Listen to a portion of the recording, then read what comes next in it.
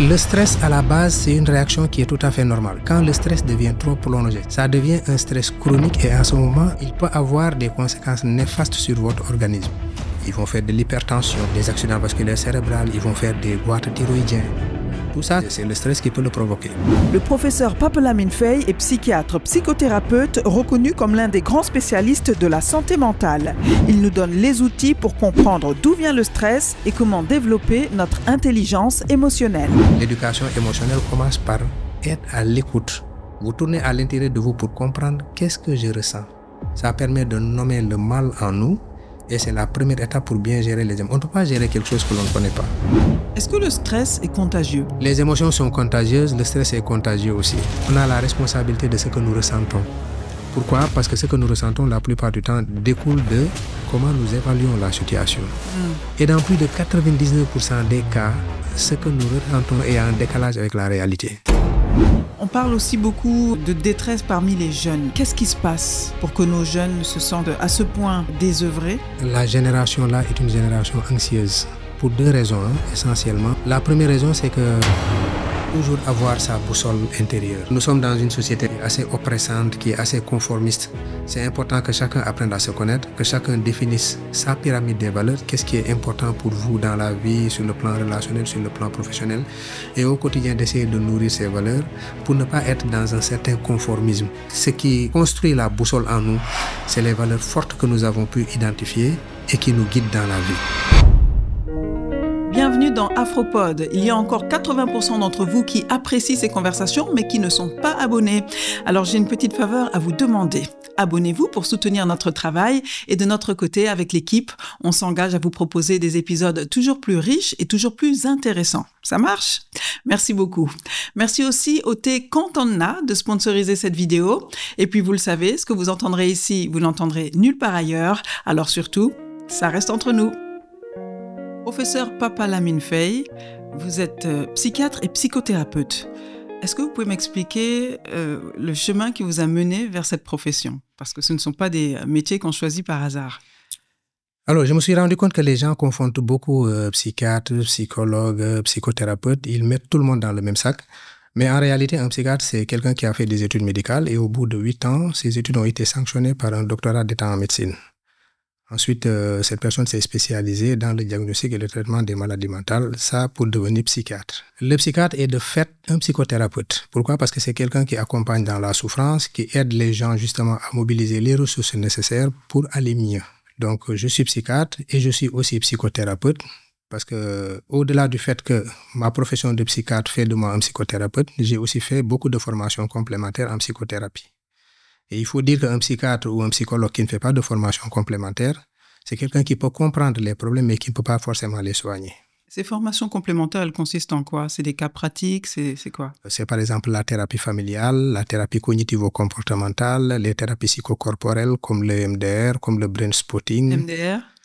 EMDR, effectivement, aujourd'hui, c'est le premier outil reconnu par l'OMS comme étant justement capable de gérer les psychotraumatismes comme les cas de viol, d'abus sexuels, les cas d'agression. Ça consiste en quoi? Ça veut dire quoi? Ça veut dire qu'on va utiliser justement les mouvements bilatéraux des yeux pour aider la personne à digérer son traumatisme. D'accord. Donc ça veut dire que la personne qui vit un traumatisme, si ce traumatisme n'est pas pris en charge, la personne, une fois qu'elle est confrontée à des stimuli qui rappellent l'événement traumatique, aura tendance à revivre la situation à l'identique. Puisque le traumatisme est atemporel, le traumatisme ne connaît ni le passé ni le futur. C'est un traumatisme qui est là et qui se répète comme si effectivement on a replongé la personne dans la situation traumatique. Et c'est des choses aujourd'hui qui peuvent être prises en charge, pas seulement par la parole, parce qu'on s'est rendu compte qu'avec la parole seulement comme outil, l'accompagnement psychothérapeutique pouvait prendre beaucoup plus de temps. D'accord. Donc vous possédez tous ces outils-là? Je possède ces outils. Je n'ai pas fait spécifiquement de formation à l'EMDR, mais j'ai été formé au brain spotting, qui est une méthode encore plus élaborée que l'EMDR, qui donne des résultats extrêmement intéressants et qui permet justement à des gens qui vivent des traumatismes, indépendamment du temps qu'a duré le trauma, étant donné que c'est quelque chose qui se revit à l'identique, indépendamment du temps que le traumatisme a fait en nous. Mais c'est des choses qu'on prend en charge et qui aident la personne à retrouver son équilibre. Et puis d'ailleurs, quand on dit d'une personne qu'avec le temps ça va passer, ça, on ne doit pas vivre avec ça en réalité. C'est parce que justement, les gens n'ont pas d'outils et n'ont pas de moyens pour les gérer que des fois, ils vous disent qu'avec le temps, ça va passer. Et pourquoi vous avez choisi de faire ce métier? Ben, c'est une passion et je pense que c'est une vocation qui s'est dessinée très tôt dans ma vie. Moi, déjà, je pense que quand j'étais en seconde, j'ai lu un livre de psychologie, Les prodigieuses victoires de la psychologie de Pierre Daco. C'était des thèmes qui m'intéressaient énormément. Et quand j'ai fait ma deuxième année de médecine, nous avons fait de la psychologie médicale et je me suis rendu compte que ça me parlait énormément. Voilà. Et d'ailleurs, ma troisième année de médecine, ce qui s'est passé, c'est qu'à un moment donné, le premier malade que j'avais eu en neurologie, c'était un vieux de 80 ans qui avait un cancer de la prostate en stade terminal. Et je me suis rendu compte que durant toute la durée du stage, je ne faisais que l'écouter. Au point que parfois, je perdais de vue les objectifs de stage. Et je me suis dit que, mais franchement, c'est quelque chose qui me parle, le vécu des gens, leur expérience, leur intimité psychique, apprendre à les connaître. D'autant plus que j'étais quelqu'un de passionné de philosophie quand j'étais en terminale, pour des questions de métaphysique, le sens de l'existence et de la vie.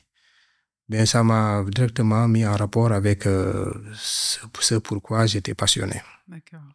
Alors, je voudrais qu'on parle de santé mentale. Ça nous concerne tous. Qu'on parle de stress. Quel est le lien entre le stress et la santé mentale? Ben, le stress, à la base, c'est une réaction qui est tout à fait normale. Ça veut dire que chaque fois que vous êtes en interaction avec l'environnement, il y a ce qu'on appelle les stimuli, les stimulations. Vous êtes obligé de vous mobiliser, votre cœur bat beaucoup plus vite. Le sang est pompé vers les muscles, justement pour faire de l'action et vous adapter à cet environnement. À la base, c'est comme ça justement que quelqu'un qu'on appelle Anseli, qui est un Canadien, qui est le premier à avoir parlé du stress, c'est comme ça effectivement qu'il l'avait conceptualisé. Mais à un moment donné, quand le stress devient trop prolongé, c'est-à-dire cette réaction pour s'adapter à l'environnement, quand elle reste trop prolongée, ça devient un stress chronique et à ce moment, il peut avoir des conséquences néfastes sur votre organisme. C'est ce qui fait que d'ailleurs les gens ont rapidement connoté le stress avec quelque chose de négatif. Mais à la base, c'est une réaction qui est tout à fait normale. Et justement, quand vous êtes perturbé et que vous ne parvenez pas à vous adapter à cause justement de stress qui devient chronique, ça a des impacts sur votre santé mentale. D'accord. C'est le stress chronique C'est le stress chronique qui a des conséquences néfastes sur la santé. Mais le stress en tant que tel n'est pas quelque chose de mauvais. C'est-à-dire, on rentre en situation de stress quand on doit mobiliser les moyens, effectivement, pour nous adapter à quelque chose que nous propose l'environnement et qui est de l'ordre de l'adaptation.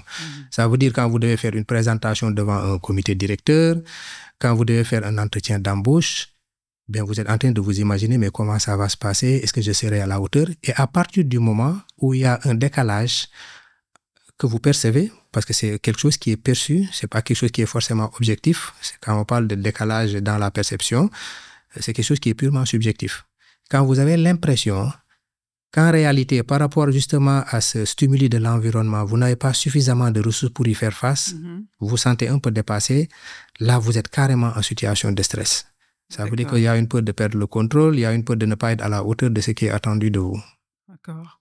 Et à ce moment-là, ça peut avoir énormément de conséquences si le stress est trop prolongé ou bien si ce sentiment-là d'être dépassé est vraiment très intense.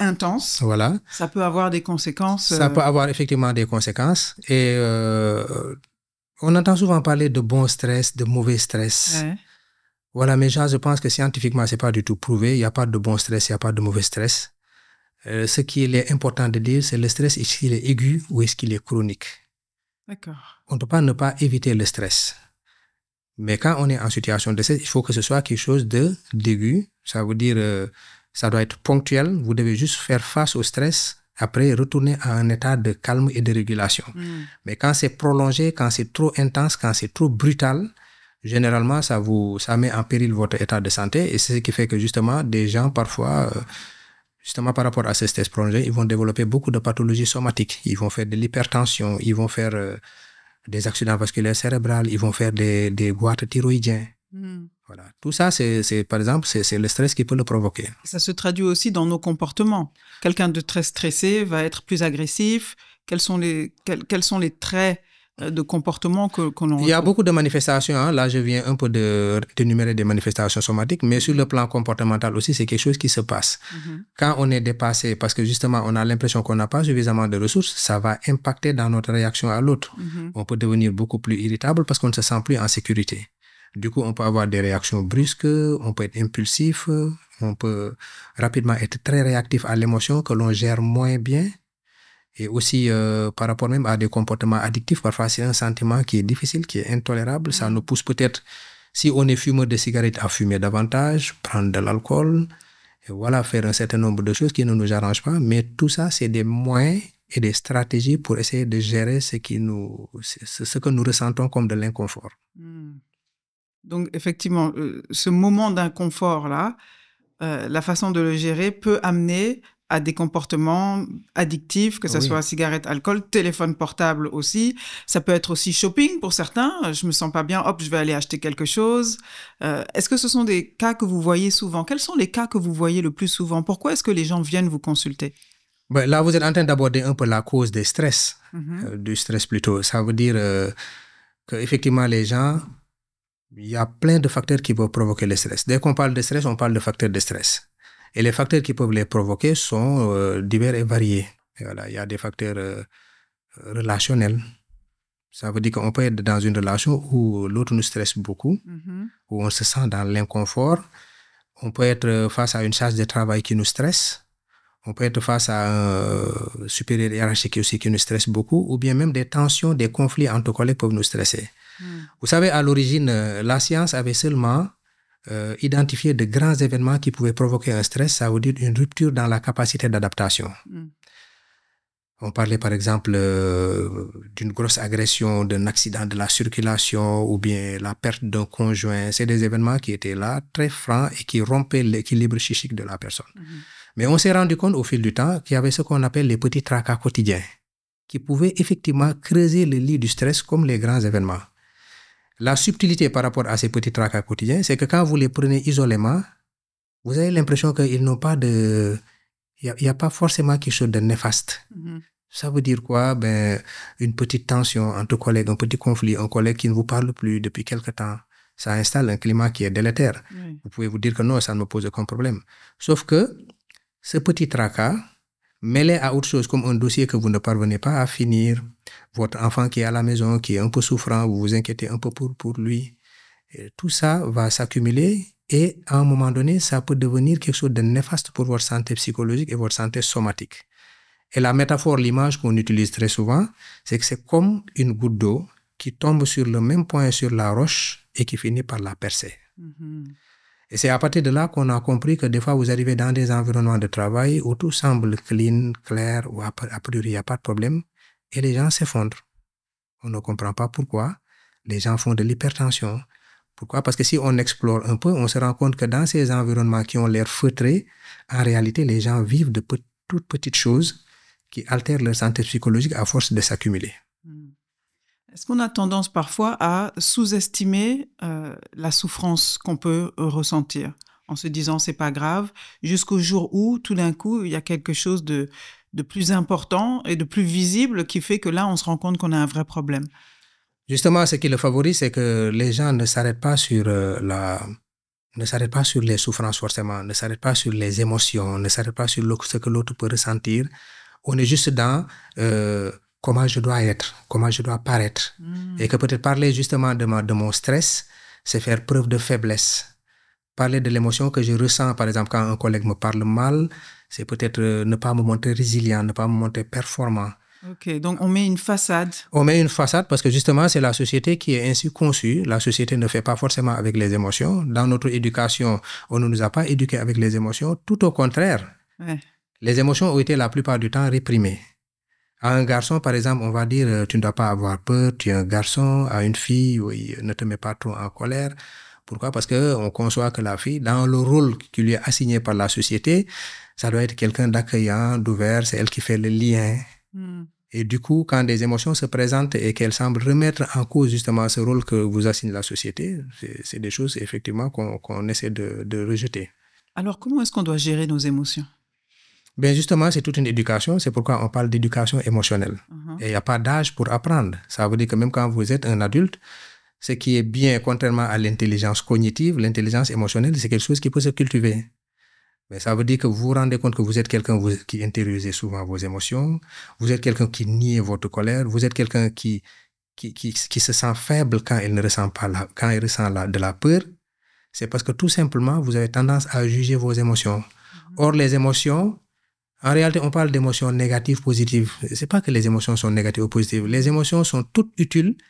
Elles ont juste un caractère agréable ou désagréable. Mais ce qui est important à retenir, c'est que l'émotion est un messager qui vous renseigne sur le niveau de satisfaction de vos besoins qui vous permet de garder l'équilibre.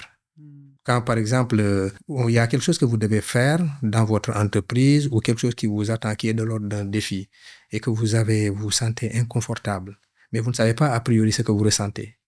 Pourquoi vous ne le savez pas? Parce que vous brouillez, parce que vous n'aimez pas ce que vous ressentez, vous êtes en train de juger ce que vous ressentez. L'éducation émotionnelle commence par être à l'écoute. Vous tournez à l'intérieur de vous pour comprendre qu'est-ce que je ressens. Mettre un mot sur l'émotion, ça permet de nommer le mal en nous et c'est la première étape pour bien gérer les émotions. On ne peut pas gérer quelque chose que l'on ne connaît pas. Donc ça veut dire, quand vous dites qu'est-ce que je ressens, c'est se poser et se dire, aller à l'intérieur. Aller à l'intérieur de soi. Qu'est-ce que je suis en train de ressentir? Pour essayer de rentrer, d'être en relation, de se connecter avec ce que l'on ressent. C'est un exercice qui au début peut être difficile parce qu'on se sent faible, on se sent vulnérable, on a l'impression de ne pas être efficace. Et justement, on n'aime pas ce que l'on ressent. Sauf que effectivement, ce que vous ressentez est quelque chose qui est là pour vous. C'est quelque chose qui vous apporte une information parce que c'est une chose qui veut que vous alliez bien, que vous retrouviez l'équilibre. Et donc, il faut être à l'écoute de ça. Et une fois que vous parvenez à le nommer, vous dites, au fond, j'ai peur. C'est pas une faiblesse, c'est une vraie force. Pourquoi? Parce qu'à partir du moment où vous avez peur, vous posez la question suivante, mais de quoi j'ai peur au juste? À quoi est lié mon sentiment d'insécurité? Je me rends compte que par rapport à telle partie de ma présentation, j'ai pas trop d'éléments de réponse. Et aujourd'hui, je suis évalué sur ma capacité à gérer ce projet, par exemple. Au lieu d'être là à critiquer votre émotion et ce que vous ressentez, je dis, bon, j'ai peur à cause de ça, je vais chercher ce dont je manque pour atténuer ce sentiment de peur, puisqu'on me dit que l'émotion sert juste à renseigner le niveau de satisfaction de mes besoins et j'ai besoin de sécurité. Et ma sécurité, ce qui va me la donner, c'est justement avoir ces informations pour me sentir plus en confiance. Et c'est comme ça qu'on travaille justement sa relation avec ses émotions, qu'on parvient à pacifier cette relation et à ne plus faire de ces émotions ou de ce stress un ennemi, mais plutôt un allié. Si je comprends bien, nos émotions sont des signaux d'alarme. C'est des signaux d'alarme, c'est des signaux d'alerte. Pour nous donner une information sur nous-mêmes. Exactement. Et si on sait utiliser cette information, finalement, ça nous permet d'avancer. Maintenant, à tout âge, c'est des choses qui sont là avec nous, qui évoluent avec nous. Ce qui veut dire qu'à tout âge, on peut apprendre pour peu qu'on se donne justement, qu'on prenne cette résolution et qu'on s'en donne les moyens. Il est possible d'apprendre. Et après, on change son rapport à son émotion. Et une fois qu'on l'a changé, on devient même beaucoup plus empathique et on cultive une meilleure relation avec les autres, puisque quand on n'est pas empathique vis-à-vis de soi, on ne peut pas être empathique vis-à-vis des autres. Ce qui va se passer, c'est que quand l'autre va exprimer une émotion, mais vous allez projeter votre vécu sur son émotion et dire, mais écoute, pourquoi tu le ressens? C'est pas quelque chose de normal, reprends-toi, ressaisis-toi. Ça part toujours de très bonnes intentions, hein? Mais en réalité, on se montre, au lieu d'empathique, on se montre apathique. Ouais. On est indifférent à son émotion, ou parfois on se met même à contrer l'émotion. En ce moment, on devient antipathique. Wow. Qui est toujours différent de la sympathie. Bien sûr. Où on absorbe tellement l'émotion de l'autre qu'on s'écroule comme lui, finalement, on ne l'aide pas, on ne fait que dramatiser son problème. Ok, donc l'idée, c'est de mieux se connaître et de mieux se comprendre. Et ça nous permet de mieux comprendre les autres également. D'ailleurs, on le dit tout le temps, c'est-à-dire que le plus grand voyage, c'est le voyage vers soi. Et qui veut atteindre la lumière doit plonger dans son obscurité. L'obscurité, c'est ce qui nous fait mal, c'est ce qui fait que nous nous sentons inconfortables. Ça, c'est l'obscurité. On n'aime pas nous sentir mal. Oui. On fuit la douleur. Oui. Mais c'est contre-intuitif, effectivement. C'est contre-intuitif, mais il faut y aller, quoi. Il faut y aller. Et quand on y va, finalement, ce qui ressemble à de l'obscurité, on y découvre la lumière. Oui. C'est vraiment très difficile. Moi, je me souviens d'expériences, de moments de ma vie où, effectivement, j'ai dû me poser, m'asseoir par terre. Je ne sais pas pourquoi, mais j'avais besoin d'un contact avec la terre, m'asseoir par terre et dire, OK, laisse tout passer, quoi. Ressens tout ce que tu ressens à 100%. Et je me suis rendu compte que quand je fais ça, finalement, ça passe assez vite. Mais complètement. Parce que d'ailleurs, les Asiatiques le disent, laissez l'émotion vous traverser. Voilà, c'est ça. Voilà. En fait, vous vous êtes posé parce que vous avez besoin d'un ancrage. Quand on s'ancre, Le contact prolongé avec le sol, le corps apaise l'esprit. Ok. Voilà. Du coup, il y a eu deux choses. Vous êtes ancré, vous avez accepté. C'est pas que vous êtes résigné, vous avez accepté. C'est accepter la réalité du moment. Quelque chose ne va pas en ce moment. Je laisse passer cette chose. Je ne suis pas dans le jugement de ce qui m'arrive, je laisse juste passer. Et après, on se rend compte que c'est pas très difficile. Sauf que justement, c'est prendre cette résolution qui est difficile. Parce qu'on a l'impression que quand on se pose et qu'on laisse les choses venir, nous allons être dévastés. Sauf que l'émotion, une caractéristique fondamentale chez l'émotion, quelle que soit son intensité, elle atteint un plateau et elle redescend. Ouais. Et donc, pour peu qu'on soit un peu patient et empathique vis-à-vis de nous-mêmes, au lieu de nous critiquer, l'émotion finit par redescendre. Ça veut dire que l'émotion, elle doit être reconnue, elle doit être acceptée, elle doit être verbalisée s'il le faut, ou tout au moins en prendre conscience et lui donner son espace. Dans le cas contraire, l'émotion, surtout quand elle est négative, elle est comme un enfant qui pleure. Quand vous essayez de l'enfermer dans le placard, elle va faire une bêtise encore plus grande. Excellent. Ça veut dire qu'elle va trouver d'autres moyens de s'exprimer en passant par le corps. Et c'est ces genres de personnes qui stressent sans le savoir parce qu'elles se sont juste coupées du ressenti. Ouais. Sauf que les autres composantes de l'émotion sont à l'œuvre. Ouais. Il y a des composantes biologiques, biochimiques, hormonaux. Voilà, des structures cérébrales qui sont activées. Même quand vous vous coupez du ressenti, qui est une des composantes de l'émotion, elle est là. Et vous vous retrouvez en train d'avoir une maladie, vous ne comprenez pas. Vous développez de la polyarthrite rhumatoïde, par exemple. Vous développez un WAD. On vous prend votre tension artérielle, on vous dit que vous êtes hypertendu, vous ne comprenez pas pourquoi. Je me rappelle toujours d'une femme européenne, je ne sais plus de quelle nationalité précisément, qui faisait de l'hypertension sans comprendre pourquoi. Elle avait en général une bonne qualité de vie. Hein. C'était quelqu'un qui respectait son régime. Mais un jour, elle fait un bilan biologique systématique de contrôle et puis on découvre qu'elle avait du mauvais cholestérol à un taux très élevé. Et elle ne comprend pas, les médecins ne comprennent pas. Et elle se rend compte que finalement, c'est quelqu'un qui stresse beaucoup. Quand vous stressez beaucoup et que vous ne le reconnaissez pas, vous n'essayez pas de travailler sur ça, ça finit justement par produire des dysfonctionnements dans vos organes. Alors, quand on stresse beaucoup et qu'on ne sait pas qu'on stresse, comment s'en rendre compte en fait? La première question à se poser, c'est quel est mon rapport au stress? Est-ce que le stress, c'est un sentiment que j'accepte facilement? Est-ce que le stress, c'est quelque chose que je tolère ou je ne supporte pas d'être stressé parce que je me dis qu'être stressé, c'est être faible? Mais comment on sait qu'on est stressé? Mais justement, en fait, on parvient à se couper du ressenti quand on ne supporte pas le stress. Et je me rappelle un jour avoir fait... une auto-évaluation. En fait, j'ai soumis un questionnaire à un certain nombre de collaborateurs d'une entreprise. Et ce qui est arrivé, c'est que des gens se sont découverts des scores très élevés de stress. Ils ne comprenaient pas pourquoi. Je lui dis, posez-vous la question, quel est mon rapport au stress? Est-ce que je supporte le stress? Comment ça me parle? Comment je définis le stress? Est-ce que c'est quelque chose que j'intègre dans ma vie ou je n'en tiens pas compte? Personne ne peut éliminer le stress. C'est pourquoi on parle de gérer le stress. Ouais. Mais du coup, c'est accepter qu'à un moment donné, on peut se sentir vulnérable, on peut se sentir dépassé, sans pour autant que ça remette en question notre valeur. Et du coup, ces gens, il faut les amener à être dans à changer le rapport qu'ils ont avec eux-mêmes, avec leurs émotions, avec leurs ressentis, puisque parfois, c'est des gens qui sont drivés par des injonctions parentales, familiales, où on vous dit, tu dois être fort, tu dois être à la hauteur. Et du coup, dès qu'ils ressentent le stress, cette injonction familiale vient leur rappeler que tu n'es pas dans les standards. Et du coup, on ne le supporte pas, on continue à fonctionner comme on faisait auparavant, sans tenir compte de ce que nous ressentons. Ok. L'injonction vient leur rappeler que tu n'es pas dans les standards. C'est-à-dire, c'est l'injonction qui les pilote? C'est l'injonction qui les pilote. Vous savez, l'injonction, c'est quelque chose en général qu'on a dans sa tête. Oui. Ça veut dire que quand on est face à une situation, quand à un moment donné, on est fatigué, on ne s'écoute pas. Parce que quand on s'écoute, on écoute son corps. Quand on écoute son corps, le corps vous dit, par exemple, tu es fatigué, tu devrais te reposer. Et l'injonction vient vous dire, mais écoute, tu es en train de t'affaiblir, tu dois rester fort. Du coup, on se coupe de ce que l'on ressent et on continue à être drivé par ce qui est dans notre tête. D'accord. Qui est, par exemple, une injonction que n'est pas nos parents, nos donneurs de soins, par leur attitude, par leur manière de nous parler, on finit par installer en nous une croyance pour être aimé et avoir de la valeur, il faut rester fort. Et c'est comme ça que beaucoup de gens, justement, qui sont des sujets de prédilection au burn-out, à l'épuisement professionnel, ils ne se rendent pas compte qu'ils ont ce logiciel dans leur tête. Ok. Et quels sont les symptômes alors du stress? Il y a les troubles du sommeil, il y a, comme vous avez dit, toutes les maladies somatiques ou psychosomatiques. Enfin, Quels sont les autres signes? Quels sont les signes principaux qui peuvent nous alerter pour dire attention, il y a un stress chronique là qui est en place? Ben, on va le ressentir parce qu'il y a toujours quelque chose qui va dysfonctionner. La première chose, étant donné que le stress est toujours un sentiment lié souvent à l'avenir, à quelque chose d'incertain, à quelque chose d'ambigu, ce qui va arriver en premier parfois, c'est l'insomnie. Ça veut dire que le soir, on est là, on ne parvient plus à dormir, on a une insomnie d'endormissement, ou il peut arriver qu'on se réveille plusieurs fois la nuit, ou bien on se réveille très tôt, vers 4 heures du matin, 4h30, pour nous qui avions l'habitude de nous réveiller vers 6 heures du matin. Ça va aussi peut-être provoquer des douleurs, des céphalées beaucoup plus fréquentes, des maux de tête.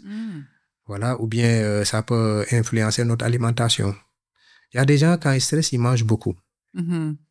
Pourquoi? Parce que justement, ils trouvent un peu de réconfort dans le fait de manger. Sauf que finalement, la nourriture ne sert plus à gérer des besoins physiologiques, elle va s'étendre à des besoins psychologiques. Ce qui fait que vous dépassez très facilement les quantités dont vous avez besoin. Et ce qui arrive, quand il y en a trop, l'organisme va stocker tout le sucre en surplus, il va les transformer en graisse et puis vous prenez du poids. Avec tous les problèmes qu'il y a autour, le problème des cholestérol, le problème justement de tout ce qui peut provoquer des infarctus du myocarde parce que vous avez des plaques d'athérome remplies de lipides. Ok. Quel est le lien entre la santé mentale, le stress et la consommation des réseaux sociaux et du téléphone portable?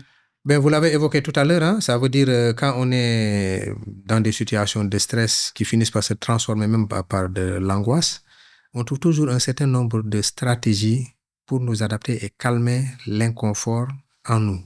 Ça passe par l'alimentation, ça passe par le téléphone portable, ça veut dire on va consommer beaucoup de réseaux sociaux, on va être là en train de discuter puisque ça nous déconnecte un peu de ce que nous ressentons et du coup ça nous apaise. Il y a des gens, effectivement, quand ils ne se sentent pas bien, c'est dès qu'ils sont sur le téléphone, ça les apaise. Il y en a d'autres, ils vont fuir dans le travail. Ça veut dire qu'ils font une hyperactivité professionnelle parce que ça les connecte à autre chose et ça les empêche justement de revenir à eux. Et après, ces stratégies donc sont diverses et variées, ça dépend des individus. Il y en a qui le gèrent beaucoup plus sainement, sauf que la plupart du temps, on va gérer le problème par un autre problème. Voilà. Et du coup, par exemple? Ben justement, le fait d'avoir une addiction au travail, ça peut permettre de se fuir. Ça veut dire on réalise de la performance, on est bien, on atteint ses objectifs, ça nous rassure. Sauf que ça ne nous parle pas de notre propre problème à nous. Et du coup, à un moment donné, quand le travail s'arrête, c'est là où on voit beaucoup de gens décompensés parfois après la retraite. Vous arrêtez parce que vous avez hyper investi le travail, ça vous permettait de vous sentir équilibré. Malheureusement, vous en avez fait la seule béquille sur laquelle vous vous appuyez. Et une fois que le travail s'arrête parce que le travail n'est pas éternel, vous êtes face à vos problèmes. Et après, ça fait que vous vous écroulez. C'est une question d'identité, en fait. Si notre identité était liée uniquement à notre travail, quand le travail s'arrête, après, qu'est-ce qu'on fait? Disons que quand vous avez hyper investi quelque chose, ça devient un enjeu d'identité parce que vous vous connectez et vous vous reconnaissez par rapport à cette chose. Quand cette chose n'est plus là, vous êtes confronté à un vide. Ben, c'est la raison pour laquelle, d'ailleurs, on parle beaucoup d'équilibre de vie. Voilà, équilibre de vie. Dès qu'on parle d'équilibre, ça suppose qu'il y a au moins 2 forces ou 2 secteurs en présence. Au moins 2? Au moins 2, équilibre. D'accord. Et si je prends votre exemple, mon exemple, on a une vie professionnelle, on a une vie familiale, on a une vie sociale, il y en a qui ont une vie associative. Et justement, la plupart du temps, vous passez tout votre temps au travail, presque 8 heures de temps. Le reste du temps, vous devez dormir. Il vous reste 8 autres heures. Ces 8 autres heures, certains ont tellement investi le travail qu'ils amènent du travail chez eux. Ils travaillent le week-end. Finalement, vous les grignotez, ce qui fait que vous n'investissez pas du temps et de l'énergie par rapport aux autres aspects de votre vie qui ont besoin aussi d'être construits. Donc, si on reprend pour ces aspects-là de diversification, vous avez utilisé quel mot? Équilibre. Équilibre de vie. Donc, OK, il faut une activité professionnelle, il faut une vie familiale, une vie sociale, peut-être une activité physique. Vie associative, mais peut-être... Votre vie familiale intègre votre vie personnelle. Il y a le sport à faire, d'autres choses. Le sport, vous mettez dans la vie familiale? Dans la vie personnelle, disons. Oui, d'accord. La plupart du temps, on dit vie professionnelle, vie personnelle. Et dans la vie personnelle, c'est toutes les activités en dehors du travail. D'accord. Voilà. Donc, c'est bien d'avoir un peu d'activité physique, c'est bien d'avoir peut-être de l'activité créative pour ceux qui jouent d'un instrument de musique ou bien qui font du dessin. Ou... Parce que c'est pas les mêmes parties du cerveau qui sont sollicitées. Et justement, se déconnecter de la vie professionnelle et à peu près cloisonner sa vie pour faire autre chose, ça permet au cerveau de se reposer. Et donc, quand on n'a pas cet équilibre de vie, finalement, on ne lève pas la tête du guidon. On a tendance à prendre moins de recul. Quand quelque chose arrive et qui est fâché dans la vie professionnelle, étant donné que c'est devenu un enjeu d'identité, on s'écroule avec.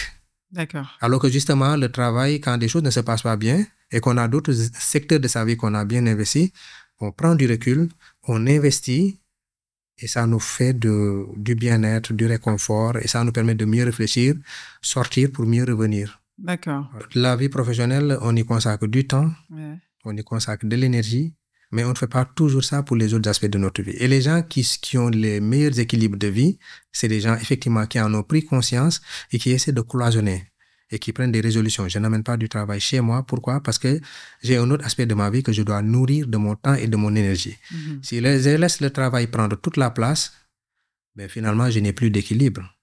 Et en fin de compte, je me retrouve de façon aléatoire à donner le reste du temps aux autres aspects de ma vie. Et ça ne crée pas de l'équilibre.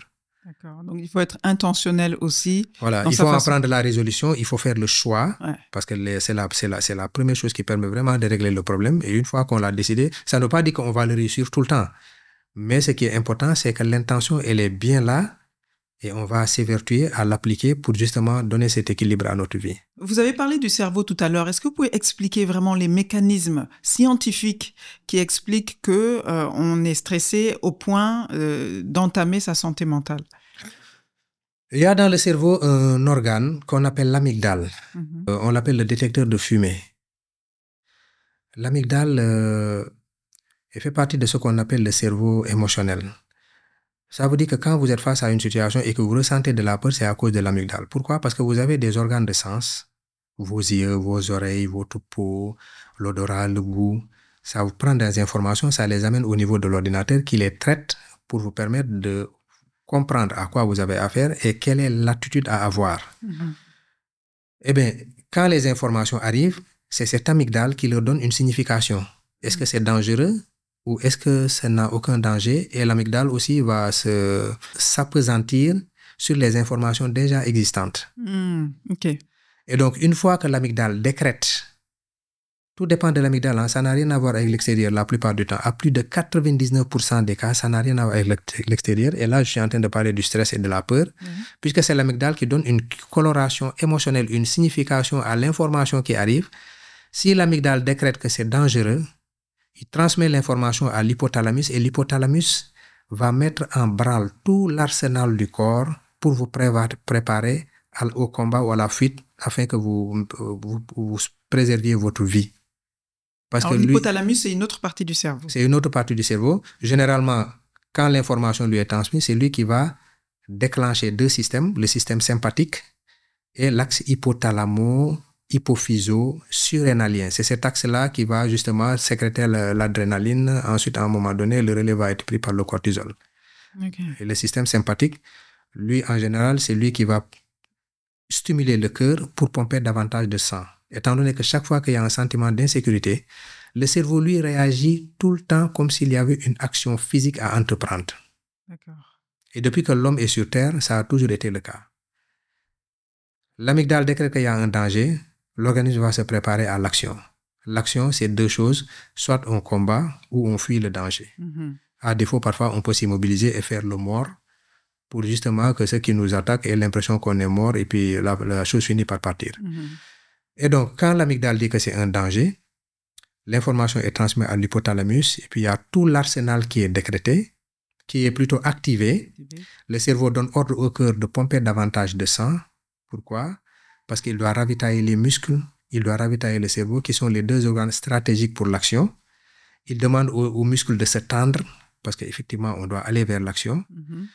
Et au cerveau, le cerveau est irrigué davantage de sang pour avoir de l'oxygène, pour avoir du glucose, pour avoir de l'énergie. C'est pour justement affiner les mécanismes de vigilance par rapport à ce qui arrive. Et là, maintenant, le problème se trouve à un niveau. Au XXIe siècle, les stresseurs sont plus psychologiques que physique. Okay. Avant, quand l'homme était sur Terre, c'était des réactions tout à fait adaptées parce qu'il fallait se protéger des animaux dangereux, il fallait se protéger des autres tribus, de ce qui pouvait nous menacer, il fallait fuir ou combattre pour éliminer le danger. Mais au XXIe siècle, on est relativement beaucoup plus en sécurité. Je veux dire, on ne craint pas les animaux sauvages, on ne craint pas qu'on nous attaque, on se sent bien, on vit bien. La nature de nos stresseurs a changé, ce ne sont plus des stresseurs physiques, c'est des stresseurs psychologiques. Qu'est-ce que ça veut dire? Ça veut dire que vous avez un conflit avec un collègue et ça met en jeu beaucoup de choses. Vous rentrez le soir chez vous, vous vous rendez compte que vous ne dormez pas beaucoup. Vous êtes un peu tendu. Ce qui fait que vous êtes tendu, c'est que l'ordre a été donné à vos muscles de vous contacter pour vous préparer à l'action. Mais vous allez frapper qui? Ou vous allez fuir où? Ouais. Donc, le cerveau a des réactions inadaptées au XXIe siècle. Okay. Et ce qui fait que les gens, après, ils se plaignent beaucoup de douleurs musculaires, de céphalées, de tension, parce que justement, il y a des réactions inadaptées. Et la manière de juguler et d'amener la régulation, ça veut dire de créer la détente, d'annuler cet état de tension dans l'organisme, c'est de faire du sport. Ça donne l'impression justement au cerveau que l'action physique a été menée et tout s'atténue. D'accord. C'est pourquoi je suis souvent étonné quand les gens ne font pas du sport et qu'ils se sentent bien. Alors que ça aurait pu être optimal, la productivité, le travail, la résistance à la fatigue si on fait du sport. C'est pourquoi le sport est extrêmement important. On devrait presque s'en faire une obligation, en fait. Ça devrait être mis dans l'agenda comme si on avait un rendez-vous professionnel. Ça veut dire qu'il y a des heures précises dans la journée. Tant que je peux, je fais tout pour aller faire du sport. Voilà. Est-ce que ça a besoin d'être une activité physique intense ou bien ça peut être juste aller faire une marche de 30 minutes? Ça peut être une marche régulière. C'est surtout ça. C'est pas marcher aujourd'hui, rester pendant plusieurs jours ou bien l'autre semaine aller faire du sport. Ça doit être une activité qui est constante, une activité qui est régulière et c'est comme ça qu'on peut vraiment bénéficier de ces effets thérapeutiques. Quand vous faites de la marche, contrairement à ce que les gens pensent, la marche rapide est quelque chose de très bien. Déjà, ça favorise la neurogénèse, surtout au niveau de l'hippocampe. L'hippocampe, comme je disais tout à l'heure, est responsable de la spatialisation des événements que nous avons vécus. Ça nous permet justement de nous remémorer le temps et l'espace. Et quand vous faites de la marche rapide, vous provoquez la neurogénèse, ça veut dire que vous favorisez la production de nouveaux neurones. Et justement, ça facilite la compréhension des problèmes, vous les résolvez beaucoup plus facilement. Et d'ailleurs, je pense que vous l'avez remarqué, quand vous faites de l'activité physique, vous êtes bien, vous passez moins de temps au lit, vous mangez bien, vous passez moins de temps au travail, parce que ce que vous aurez dû faire en 1 heure, vous le faites peut-être en moins de temps. Donc, vous êtes beaucoup plus réactif et vous donnez des ressources à votre organisme. Ça n'a pas besoin, donc, pour répondre à votre question, d'être des activités trop intenses. C'est juste une marche rapide, régulière et constante. Tout à l'heure, vous parliez du cerveau émotionnel. C'est ce qu'on appelle aussi le cerveau reptilien? C'est pas la même chose. Le cerveau reptilien, c'est le premier cerveau des êtres vivants. C'est ce cerveau qui est responsable des battements du cœur, de la circulation du sang, de la respiration. C'est le cerveau de base qu'on assimile justement au tronc cérébral. Ça veut dire que toutes les fonctions que vous ne pouvez pas contrôler, ça veut dire votre sang circule mais vous n'y pouvez rien, c'est grâce au cerveau reptilien. D'accord. Voilà, le cerveau reptilien, c'est lui qui est en réalité responsable des réactions automatiques. D'accord. Mais c'est pas lié à l'amygdale alors? L'amygdale, ça, on arrive à un deuxième cerveau parce que le cerveau est compartimenté en 3 étages. Justement, il y a le cerveau de base qui est le cerveau reptilien. Ensuite, il y a le cerveau émotionnel. Le cerveau émotionnel, c'est les mammifères qui en sont dotés, l'être humain en particulier. Et le cerveau émotionnel permet justement de donner des significations aux informations que nous recevons de l'environnement et de ressentir certaines choses, de ressentir des émotions. Après, il y a le cerveau cortical. Là, il n'y a que l'être humain qui a ce cerveau et c'est pourquoi ça le rend plus évolué sur le plan neurologique que les autres êtres vivants. Ce cerveau cortical, ça permet justement de réfléchir, de planifier, de comprendre des problèmes, de faire des choix, de savoir qu'est-ce qu'on doit faire, qu'est-ce qu'on doit arrêter. Et par ailleurs, le cerveau cortical, il a de l'influence sur le cerveau émotionnel puisqu'il inhibe les réactions automatiques. Ah ouais? Oui, il inhibe les réactions automatiques. Et maintenant, les personnes qui ont vécu un traumatisme intense, le traumatisme est tellement intense que le cerveau cortical se coupe de l'information traumatique. Il perd le contrôle sur le cerveau émotionnel, ce qui fait que c'est des gens qui sursautent au moindre bruit, qui sont dans l'émotion, qui ont des réactions impulsives. Pourquoi? Parce que le cerveau cortical, qui module les émotions, a perdu son influence sur le cerveau émotionnel. Wow. Ça, c'est fascinant. Moi, je suis fascinée par tout ce qui est neurosciences. Voilà. Et puis, ce qui est bien dans les neurosciences, c'est que ça explique plein de choses qu'on ne comprend pas et qu'on va parfois attribuer à des réactions surnaturelles, à des choses peut-être qui n'existent pas forcément. Je ne dis pas que je les remets en question, mais je dis que par moment, le comprendre, ça permet de ramener les choses dans des proportions beaucoup plus compréhensibles et qui nous permettent justement de ne pas nous délaisser de notre responsabilité face à nos émotions, face à ce que nous devrions faire, plutôt que d'attribuer tout ce qui nous arrive, de l'imputer à du mystique, à de l'irrationnel. Il y a des choses que l'on peut expliquer qui sont là et qui sont compréhensibles. Alors, quand on parle de santé mentale, il peut y avoir des problèmes de stress acceptables et puis ça peut aller très loin aussi. Quels sont les cas extrêmes auxquels vous êtes parfois confrontés? Ça peut être des violences, ça peut être des addictions très, très poussées, ça peut être même des suicides, des dépressions. Les cas les extrêmement graves, c'est qu'on rentre maintenant dans le champ de la maladie mentale, des troubles psychiatriques.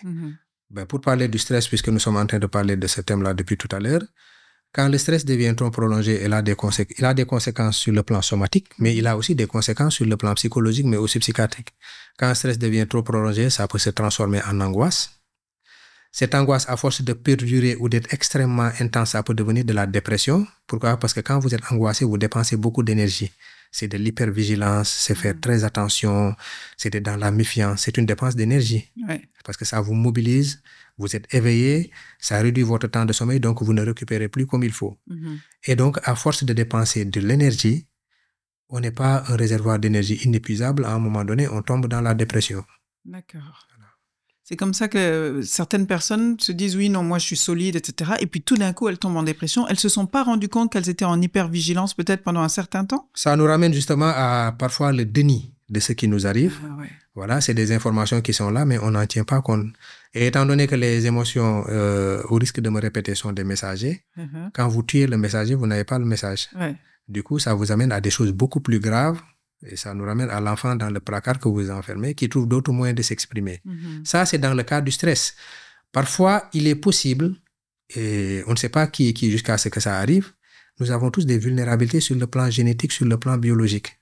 Ça veut dire qu'on a des gènes de vulnérabilité à certaines maladies mentales, comme les troubles bipolaires, comme la schizophrénie, qui sont des maladies mentales qui sont graves, qui sont chroniques, qui souvent hypothèque l'avenir, si c'est un sujet jeune, son avenir professionnel, s'il n'est pas bien pris en charge. Et donc, ces vulnérabilités génétiques peuvent rentrer en interaction avec un facteur de stress de l'environnement et faire éclore la maladie mentale. D'accord. C'est ça l'importance de l'hygiène de vie. Et justement, par rapport aux jeunes, les jeunes habituellement, c'est-à-dire chaque fois qu'on parle de substances psychoactives, on passe aux jeunes.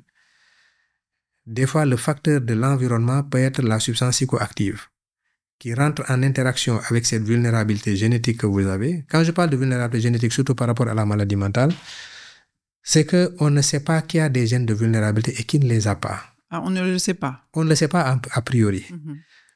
Ce qui fait qu'on s'en doute, c'est que dans une famille, on peut voir des gens avoir des maladies mentales. Et on se rend compte qu'effectivement, il y a un risque génétique dans cette famille. Et quand ça se présente comme ça, il faut faire très attention. Et même si on ne le voit pas, on doit faire attention parce qu'on ne sait pas ce qui risque d'arriver. Je le dis parce qu'il peut arriver qu'un jeune prenne du cannabis, développe un épisode psychiatrique aigu, et vous dites à ce jeune, il ne faut plus prendre du cannabis, c'est dangereux, ou bien même avant qu'il ne décompense. Les parents s'en rendent compte, s'inquiètent parce qu'ils se rendent compte que c'est une substance psychoactive donc qui est nocive pour sa santé, surtout sa santé mentale. On lui donne des conseils pour arrêter. Les parents peut-être disent si tu ne le fais pas, tu risques de devenir fou. Et le jeune vous dit mais écoute, moi j'ai vu un ami depuis 10 ans, il fume mais il n'a rien. Voilà. Alors que ce qui est différent, c'est peut-être que cet ami n'a pas de risque génétique. Tout à fait. Donc, il peut fumer d'une substance psychoactive, de la drogue, ça peut être du cannabis, ça peut être autre chose, et il ne décompense pas du tout. D'accord. Mais vous n'avez pas le même profil génétique et il est possible que vous ayez ces gènes de vulnérabilité et qu'en fumant, vous décompensiez. Et le fait justement de fumer avec un risque génétique, c'est comme si vous allumez un feu et vous le jetez sur de la poudre explosive. Ça veut dire qu'on a tous... On constitue tous un terrain différent, en fait. On a tous des vulnérabilités différentes par rapport à ces risques-là. Et on ne peut pas forcément le savoir à l'avance. C'est ça. Donc, du coup, il vaut mieux éviter certaines choses. En fait. Il vaut mieux éviter. Il y en a qui disent la meilleure prévention contre la drogue, c'est de ne jamais commencer. Ouais. Mais c'est pas uniquement la drogue. Alors effectivement, il peut y avoir la consommation de substances, comme vous dites, mais ça peut être également tout simplement certains événements de la vie. On peut être plus ou moins vulnérable. C'est que la différence entre les événements de la vie, c'est que, comme on dit, on ne peut rien contre ce qui nous arrive, mais notre responsabilité se situe dans l'attitude et la réaction que nous devons avoir par rapport à ce qui nous arrive. Alors que par rapport à la drogue, on fait le choix d'en prendre ou de ne pas en prendre. Ouais. Et c'est la raison pour laquelle je parle de prévention. D'accord. OK. Donc, effectivement, pour la drogue, c'est un choix. On décide d'en prendre ou pas en prendre. On dit qu'il ne faut pas en prendre. Mm-hmm. OK. Mais dans ce cas-là, d'événements de la vie, vous dites que c'est la façon dont on répond à ces événements-là. C'est la seule chose sur laquelle on a de la liberté. Et comment on fait? Ben justement, ça touche toute la problématique de se connaître, qui on est, quelles sont ses limites, à quoi on doit faire attention, à quoi on doit s'exposer, à quoi on doit... Et parfois, on s'expose à rien, docteur. Parfois, il y a des choses qui tombent sur la tête. On n'y est pour rien. Il y a des femmes qui se font agresser, elles n'y sont pour rien. On peut perdre un être cher, un proche, on n'y est pour rien. Oui, mais le niveau de décompensation n'est pas pareil. Une femme, par exemple, qui perd, supposons, un être cher. Est-ce que toutes les personnes qui perdent un être cher ont la même réaction?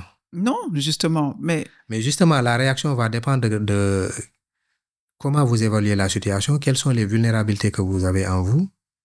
Et ce qui fait que, par exemple, deux personnes peuvent être exposées à la même situation, ne pas du tout avoir les mêmes réactions. Pourquoi? Parce que la lecture en est différente. Mm-hmm. Je prends juste l'exemple par exemple, d'une caissière de supermarché. Mm-hmm. Un client se montre agressif. La première caissière, la chose qu'elle va se dire, et ça nous amène à un aspect important de la gestion du stress et des émotions aussi, c'est les évaluations, c'est-à-dire quelle lecture est-ce qu'on fait de ce qui arrive. Ça peut conditionner le reste. La caissière, le client se montre agressif et ce qu'elle se dit, je ne suis le chien de personne. C'est un exemple que je donnais. Mm-hmm. Première caissière. La deuxième caissière dit, peut-être qu'en réalité, c'est tombé sur moi, mais c'était destiné à la première personne qu'il rencontre parce qu'il a ses problèmes personnels. Mm-hmm. Et puis, la troisième caissière se dit, de toute façon, je m'en fous. Selon vous, quelle est la personne qui sera la plus atteinte sur le plan psychologique et émotionnel par ce client agressif? Probablement la première. Pourquoi? Parce qu'elle en fait quelque chose de personnel. Parce que c'est ce qu'elle se raconte. Je ne suis le chien de personne. Et elle a l'impression que justement, quand le client se comporte de cette manière, c'est comme si elle est son esclave, qu'elle est un chien. Uh-huh. Donc, c'est pourquoi je dis ce qu'on se raconte est déterminant dans comment on va vivre l'événement. Et c'est important qu'on en prenne conscience. Pourquoi?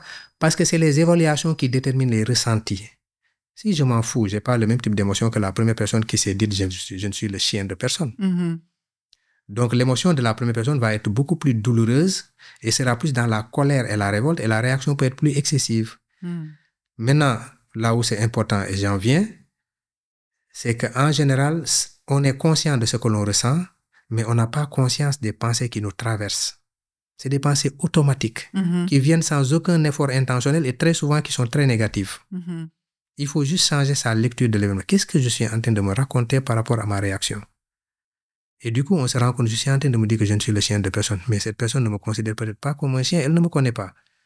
Et du coup, en retravaillant sur la lecture qu'on a de l'événement, peut-être qu'on va atténuer ce sentiment. D'accord.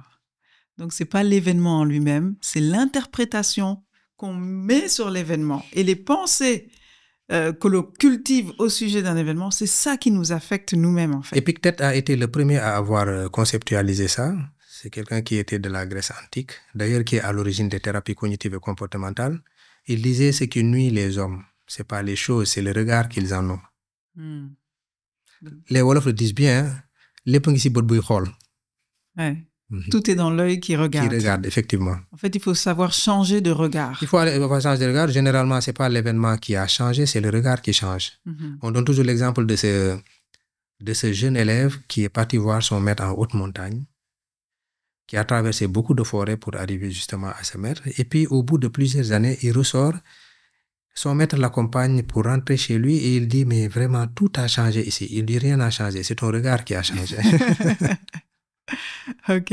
Mais c'est un exercice qui n'est pas évident à faire. C'est pas évident. D'ailleurs, tout demande de l'entraînement. Et si on se fie un peu à ceux qui ont une approche comportementaliste dans leur manière de comprendre l'humain, et les animaux aussi, ils disent que la personnalité est un ensemble d'habitudes acquises. Et ce qui crée l'habitude, c'est une action qui est répétée. Et quand l'action est répétée, elle devient une habitude, et l'habitude devient une seconde nature. Ça fait du bien, ça rend optimiste parce qu'en fin de compte, on se dit que mais il y a des choses quand même que je peux changer. Au lieu d'être dans le fatalisme et de me dire que je suis contre pas, je ne peux pas changer, il y a des choses qu'on peut changer. D'autant plus que le cerveau de l'être humain est neuroplastique. Quand vous initiez une attitude, une pensée, une nouvelle manière d'être, le cerveau va y réagir en créant de nouvelles connexions neuronales. Au début, c'est une connexion qui est fine, mais quand vous répétez l'action, la connexion devient plus dense, beaucoup plus épaisse. Et en fin de compte, vous vous rendez compte que vous l'exécutez sans faire d'effort. D'accord. Et c'est pourquoi on dit l'habitude est une seconde nature. Ok. Mais les choses ne sont pas toujours aussi faciles. Et c'est une des raisons pour lesquelles il faut parfois se faire accompagner pour identifier quels sont les freins qui font que justement, on ne parvient pas à atteindre l'objectif. Quand une personne veut changer, il vous dit que non, je pense que je suis quelqu'un, par exemple, de trop perfectionniste, je veux changer ça. Vous dites, OK, qu'est-ce que vous voulez devenir? Je veux plus être perfectionniste. Parfait. Vous lui posez la question par rapport au trait qu'il veut changer. Quels sont les bénéfices actuellement? D'ailleurs, c'est ce qui a fait que le trait persiste. S'il réfléchit aux bénéfices, il dit, mais oui, je suis très rigoureux, j'ai le sens du détail, je vois des choses que les gens ne voient pas forcément. Ouais, il y a des bénéfices dans le fait d'être... Il y a Mais des avantages. C'est des bénéfices et ces avantages qui font que lui n'en est pas immédiatement conscient, mais c'est la résistance au changement. Oui, c'est ça. Voilà. Il faut qu'il y réfléchisse, qu'il pèse le pour et le contre pour être en pleine adhésion par rapport à ce changement qu'il va opérer dans sa vie. Donc, peser le pour et le contre. Donc, il voit les avantages, c'est aussi de voir tous les désavantages de ce trait de caractère. C'est ça? Donc, dans l'exemple que vous venez de donner, alors, concrètement, qu'est-ce qu'il doit voir? Comment ça se passe? Justement, ce qu'il doit voir, c'est ce qu'il perd en changeant complètement et qui sont peut-être des avantages actuellement. Et peut-être que c'est des choses qu'il doit prendre en compte pour ajuster son objectif. Ça veut dire ne pas vouloir complètement changer le fait d'être perfectionniste, mais juste changer un peu quelque chose puisqu'il a besoin de préserver certains bénéfices qui ont été toujours là. Mais qu'est-ce qui va le pousser à faire ce changement véritablement? Mais justement, c'est par rapport à quelque chose qu'il vit et qui est difficile et il se rend compte que c'est son côté perfectionniste. C'est-à-dire que quand il y a une surcharge de travail et qu'on se rend compte qu'on est trop dans le détail, on a tendance à perdre du temps dans le rendu des livrables, par exemple, et ça nous désavantage. Oui. Pourquoi? Parce que la hiérarchie nous le reproche. On avait besoin d'un document à tel moment, il y avait une présentation à faire, vous ne l'avez pas fait. Finalement, c'est des reproches que vous recevez à la place de l'hyper-investissement de tous les efforts que vous avez mis dans ce travail. D'accord, je vois. C'est vrai, et puis ça me concerne parce que moi j'ai un peu ce défaut-là du perfectionnisme et donc j'ai dû apprendre à un moment donné à me dire fait est mieux que parfait. Voilà, et c'est assouplir. Oui. Voilà, c'est assouplir quelque chose. Tout en restant rigoureux si on peut, mais en même temps assouplir un peu, quoi, être moins rigide. Absolument. Et je pense que la santé mentale, c'est aussi pas mal cette question de s'adapter en fait. La santé mentale, c'est pourquoi on dit une personne équilibrée, c'est de l'équilibre. S'adapter, ça veut dire que les choses habituellement sont en polarité et tout excès est nuisible. Si un trait de caractère effectivement vous permet d'être beaucoup plus productif, beaucoup plus performant, d'être satisfait par rapport à votre manière de vivre, il suffit que vous poussiez le bouchon un peu trop fort pour que les inconvénients soient là. Ouais. Et c'est ce sens de l'équilibre, cette voie du milieu qui est parfois difficile à trouver. Ouais. Mais est-ce qu'on peut se permettre pendant une période courte, on va dire, une période limitée, d'aller parfois dans des excès? Parce que moi, je sais que par rapport à mon travail, il y a des moments où je suis obligée d'être un peu excessive dans mon travail et finalement d'investir un peu moins les autres aspects. Mais j'essaye de faire en sorte que ça ne dure pas trop longtemps, quoi. Bon, dès que vous parlez d'excès, moi, je censure. Ok, donc. Disons qu'à certains moments, vous vous adaptez à quelque chose. Vous n'êtes pas dans l'excès, mais c'est-à-dire que c'est la situation qui l'exige. Oui, d'accord, c'est Voilà. Exprimer de cette façon, ça me semble beaucoup plus adapté. Mais quand vous dites excès, ça. ben, il y a quelque chose qui bug en moi. Je ne peux Donc, pas d'excès, il n'en faut pas. Il n'y a pas d'excès, c'est juste que l'effort que vous déployez peut-être plus que d'habitude est à la mesure du challenge ou en tout cas du travail de la tâche que vous avez en face de vous. Mais il ne faut pas que ça dure trop dans le temps parce qu'il faut aussi permettre à votre cerveau de récupérer. Et d'ailleurs, on dit que le cerveau, il a 3 phases: concentration, déconnexion, récupération, concentration, déconnexion, récupération. Ce qui fait que quand on est en travail, des fois, c'est bien toujours de se donner un temps de travail où il n'y a pas d'interruption. Parce que chaque fois qu'il y a des interruptions, quand vous faites un travail où vous avez besoin de concentration, il y a un affaissement des performances intellectuelles. La preuve, quand vous êtes concentré et que quelqu'un vous appelle au téléphone, vous répondez, où est-ce que j'en étais encore? Oui. Voilà. Ok. Et c'est mieux des fois de dire, je vais attaquer ce travail pendant 30 minutes, pendant 40 minutes, je ne veux pas d'interruption et puis après, je vais prendre les appels qui vont me venir. D'accord. C'est un peu la méthode, vous connaissez la méthode Pomodoro? Voilà, c'est la méthode Pomodoro, exactement. Cette méthode explique effectivement ça, qu'il faut effectivement éviter ces interruptions. Donc, et choisir prendre un créneau, une tranche ça peut horaire. être 25 minutes par exemple, Voilà. ou 45 minutes. On dit, OK, là, je me concentre. Pendant 25 minutes, 45 minutes, je travaille sans interruption. Et puis après, je fais une pause de 5 minutes ou de 15 minutes. Et puis après, je reprends mon cycle de travail, c'est ça? Ça permet au cerveau de récupérer, de rester bien fonctionnel, optimal, parce qu'un cerveau fatigué a du mal à mobiliser les informations. Là, je fais un clin d'œil aux étudiants. Quand vous passez des nuits blanches, vous avez l'impression que vous êtes en train d'apprendre, mais la mémoire devient fugace. Oui. Le lendemain, le jour des épreuves, vous voulez récupérer l'information, le cerveau ne mobilise pas l'information facilement. Voilà. Parce que la nuit, le sommeil, pourquoi c'est important? C'est le moment où le cerveau est actif. Il travaille quand vous dormez. Il va trier les informations et les réorganiser. OK. Et souvent, on est face à un problème qu'on ne parvient pas à résoudre jusqu'à la veille, au moment de se coucher. On se réveille le matin, on a l'impression que tout est clair dans notre tête, mais c'est parce que le cerveau a travaillé.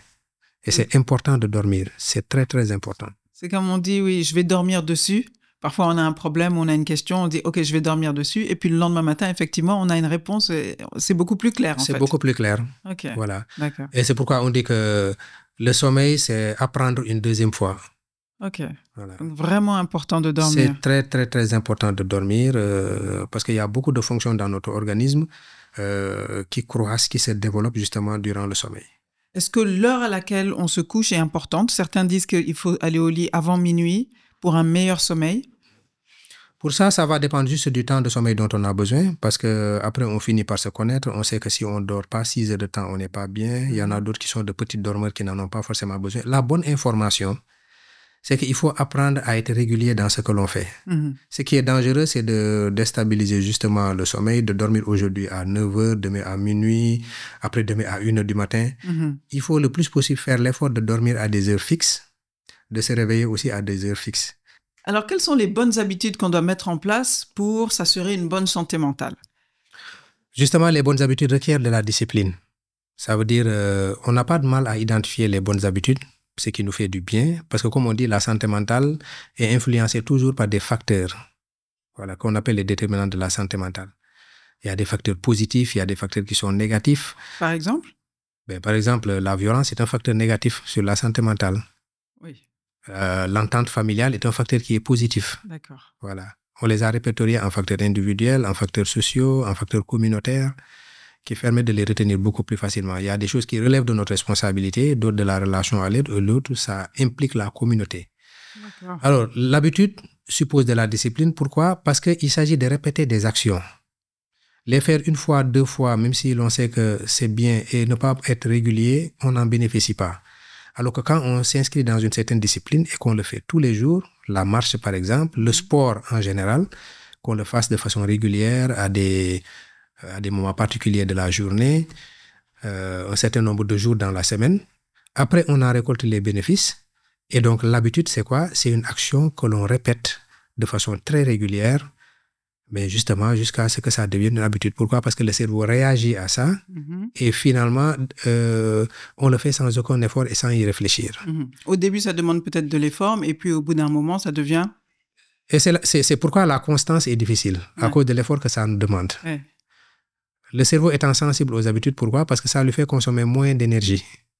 Alors que quand c'est quelque chose de nouveau, il est obligé de se mobiliser davantage, de mobiliser de l'énergie pour s'adapter à ce que requiert ce stimuli de l'environnement. D'ailleurs, je prends l'exemple justement de la conduite automobile. Quand vous le faites au début, vous êtes un peu guindé, ça requiert beaucoup de coordination, c'est très difficile. Ouais. Mais après, vous conduisez, vous allez à votre bureau, au marché, vous vous retrouvez à l'endroit où vous voulez aller, vous ne réfléchissez plus. Ouais. Pourquoi? Parce que justement, c'est devenu un réflexe. Il n'y a plus besoin de réflexion. Vous le faites sans aucun effort pratiquement. Eh bien, c'est la même chose pour les bonnes habitudes. Ça veut dire une fois qu'on les a identifiées, il faut s'évertuer à le faire régulièrement. Le sport en fait partie. D'accord. Une autre très bonne habitude, c'est de se coucher à des heures régulières et de se lever à des heures régulières aussi. C'est de bonnes habitudes. L'alimentation en fait partie. Manger le moins possible la nuit. C'est de très bonnes habitudes aussi. D'accord. Voilà, parce que la plupart du temps, les problèmes d'hypertension, les problèmes d'AVC, c'est des choses très souvent qui surviennent la nuit parce que c'est un moment où l'organisme ne fonctionne presque plus. Enfin, on est au repos, on ne se mobilise pas, du coup, tout stagne. Une bonne habitude aussi, c'est d'écrire. C'est bien d'écrire. Ça veut dire que parfois, quand on a justement des choses qui nous font mal, si on ne peut pas en parler directement, parce que c'est toujours bien d'évacuer, on dit que ce qui se joue à l'intérieur, vous le projetez à l'extérieur. Donc, vous écrivez sur une feuille blanche, vous remplissez autant que possible tout ce que vous ressentez, tout ce à quoi vous pensez, tout ce que vous avez envie de faire, sans vous soucier de l'ordre. Vous déchirez et vous jetez à la poubelle. Oui. Voilà. C'est pas pour que quelqu'un le lise. C'est pas pour que quelqu'un le lise, c'est une façon justement de l'évacuer, de l'éliminer. Et vous le faites autant de fois que nécessaire. Et généralement, c'est très utile quand on est dans des ruminations par rapport à des choses qu'on regrette, des choses qu'on a mal fait ou des choses qui nous angoissent. Bien sûr, on les écrit. Et c'est un acte qui paraît bénin, mais qui a quand même son importance. Est-ce que c'est important d'écrire ou est-ce que si je suis paresseuse et que j'ai juste envie de m'enregistrer dans mon téléphone juste pour évacuer, est-ce que ça aussi, ça a un impact ou bien le fait d'écrire à la main? Ça peut faire du bien parce que c'est une autre manière d'évacuer. Parce que ce qui est important, c'est d'évacuer. D'accord. Voilà, c'est d'évacuer. Et quelle autre bonne habitude, c'est le fait justement de prendre l'habitude de fréquenter des gens qui sont bienveillants. C'est hyper important. Oui. De les fréquenter, ça nous permet justement de nous mettre dans une bonne énergie. Ça nous permet de ne pas subir ce qui nous fait mal, qu'on encaisse. Et ça, ça peut favoriser une bonne santé mentale. D'accord. C'est hyper, en tout cas, autant qu'on peut chercher des gens qui sont bien et qui partagent à peu près les mêmes valeurs que nous. Donc des gens bienveillants, ça veut dire des gens qui nous disent des choses agréables plutôt? Qui nous font des feedbacks. Qui nous font des feedbacks? Oui. Allez-y. Je le dis comme ça pour taquiner, mais il y a un fond de vérité. Vous savez, les feedbacks, les gens pensent que c'est des remarques qui sont toujours négatives, mais en réalité, c'est des remarques constructives. Feedback, nourrir en retour. OK. Feedback. Ouais. Même si c'est des critiques constructives qui nous permettent justement de nous améliorer. Et autre bonne habitude, il faut... Alors, restons un peu sur le feedback, vous allez vite, mais gardez celle que vous avez en tête. C'est intéressant le feedback, parce que ça veut dire que c'est des gens qui nous disent la vérité, mais de façon bienveillante. C'est ça. C'est ça. C'est pas non plus des hypocrites qui nous disent tout ce qu'on va entendre. Oui, qui nous disent la vérité, mais aussi qui nous complimentent quand nous faisons des choses bien. Oui, voilà. D'accord. Et donc, ce qui est constant, c'est la bienveillance. D'accord. Ça veut dire que c'est des gens qui...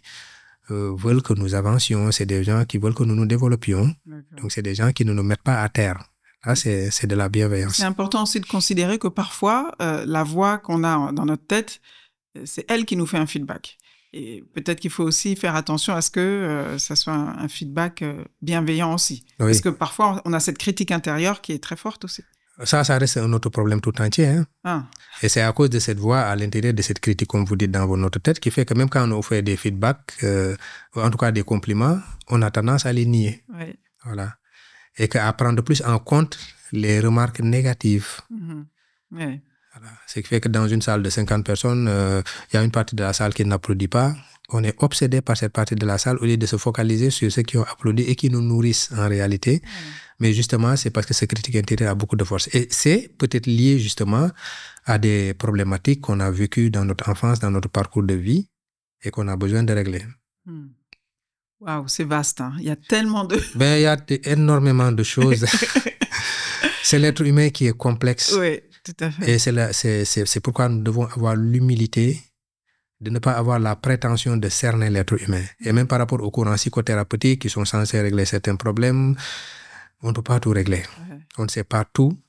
Il faut savoir passer la main, il faut savoir discuter, il faut savoir s'ouvrir, il faut savoir écouter, il faut savoir laisser parfois la personne faire son chemin pour trouver seule sa vérité. Ouais. Voilà, tout ça c'est important, mais on ne peut pas s'ériger en quelqu'un qui sait tout et qui peut tout régler. On parle de santé physique et de santé mentale. On sait que pour la santé physique, il faut bien manger et il faut faire du sport, disons. Pour la santé mentale, est-ce qu'il y a des exercices aussi qu'on peut faire pour rester en bonne santé mentale? De la même façon qu'on fait des exercices physiques pour être en santé physique, est-ce que ça existe pour la santé mentale? Oui, il y a toujours des exercices. C'est-à-dire que, par exemple, quand vous allez voir un psy, un coach, il va toujours vous dire des choses en fonction de la problématique qu'il repère. Bon, supposons les gens qui ont du mal à dire non, les gens qui ont du mal à mettre des limites. Oui. Voilà, qui se surchargent de travail, qui sont vraiment des victimes potentielles du burn-out parce qu'ils ne peuvent pas mettre de limites, ils ne disent jamais non, ils rendent tout le temps service, ils sont très serviables. Voilà, prenons un exemple de quelqu'un qui est très sollicité et qui ne sait pas dire non. Qui ne sait pas dire non. De l'extérieur, il est perçu comme quelqu'un vraiment qui est serviable, ce qui est vrai. Mm-hmm. Mais peut-être que toute cette gentillesse à l'extérieur cache aussi une certaine frustration parce qu'il prend beaucoup sur lui, il se dépense énormément et il n'a pas toujours... il ne vit pas toujours dans la réciprocité de ce qu'il est en train de faire. Il y a beaucoup de frustration. Alors, ces gens, si vous... je ne dis pas tout le monde, hein, il y a des gens qui sont serviables, qui le veulent bien, qui sont en cohérence par rapport à ce qu'ils ressentent. Parce que c'est important aussi d'être en cohérence avec soi. Ça veut dire, quand je dis oui, c'est parce que je veux bien dire oui. Mais là où, justement, on installe le conflit, c'est quand je dis oui alors que j'ai envie de dire non. Là, on est en conflit et en contradiction avec soi et c'est ce qui fait souffrir.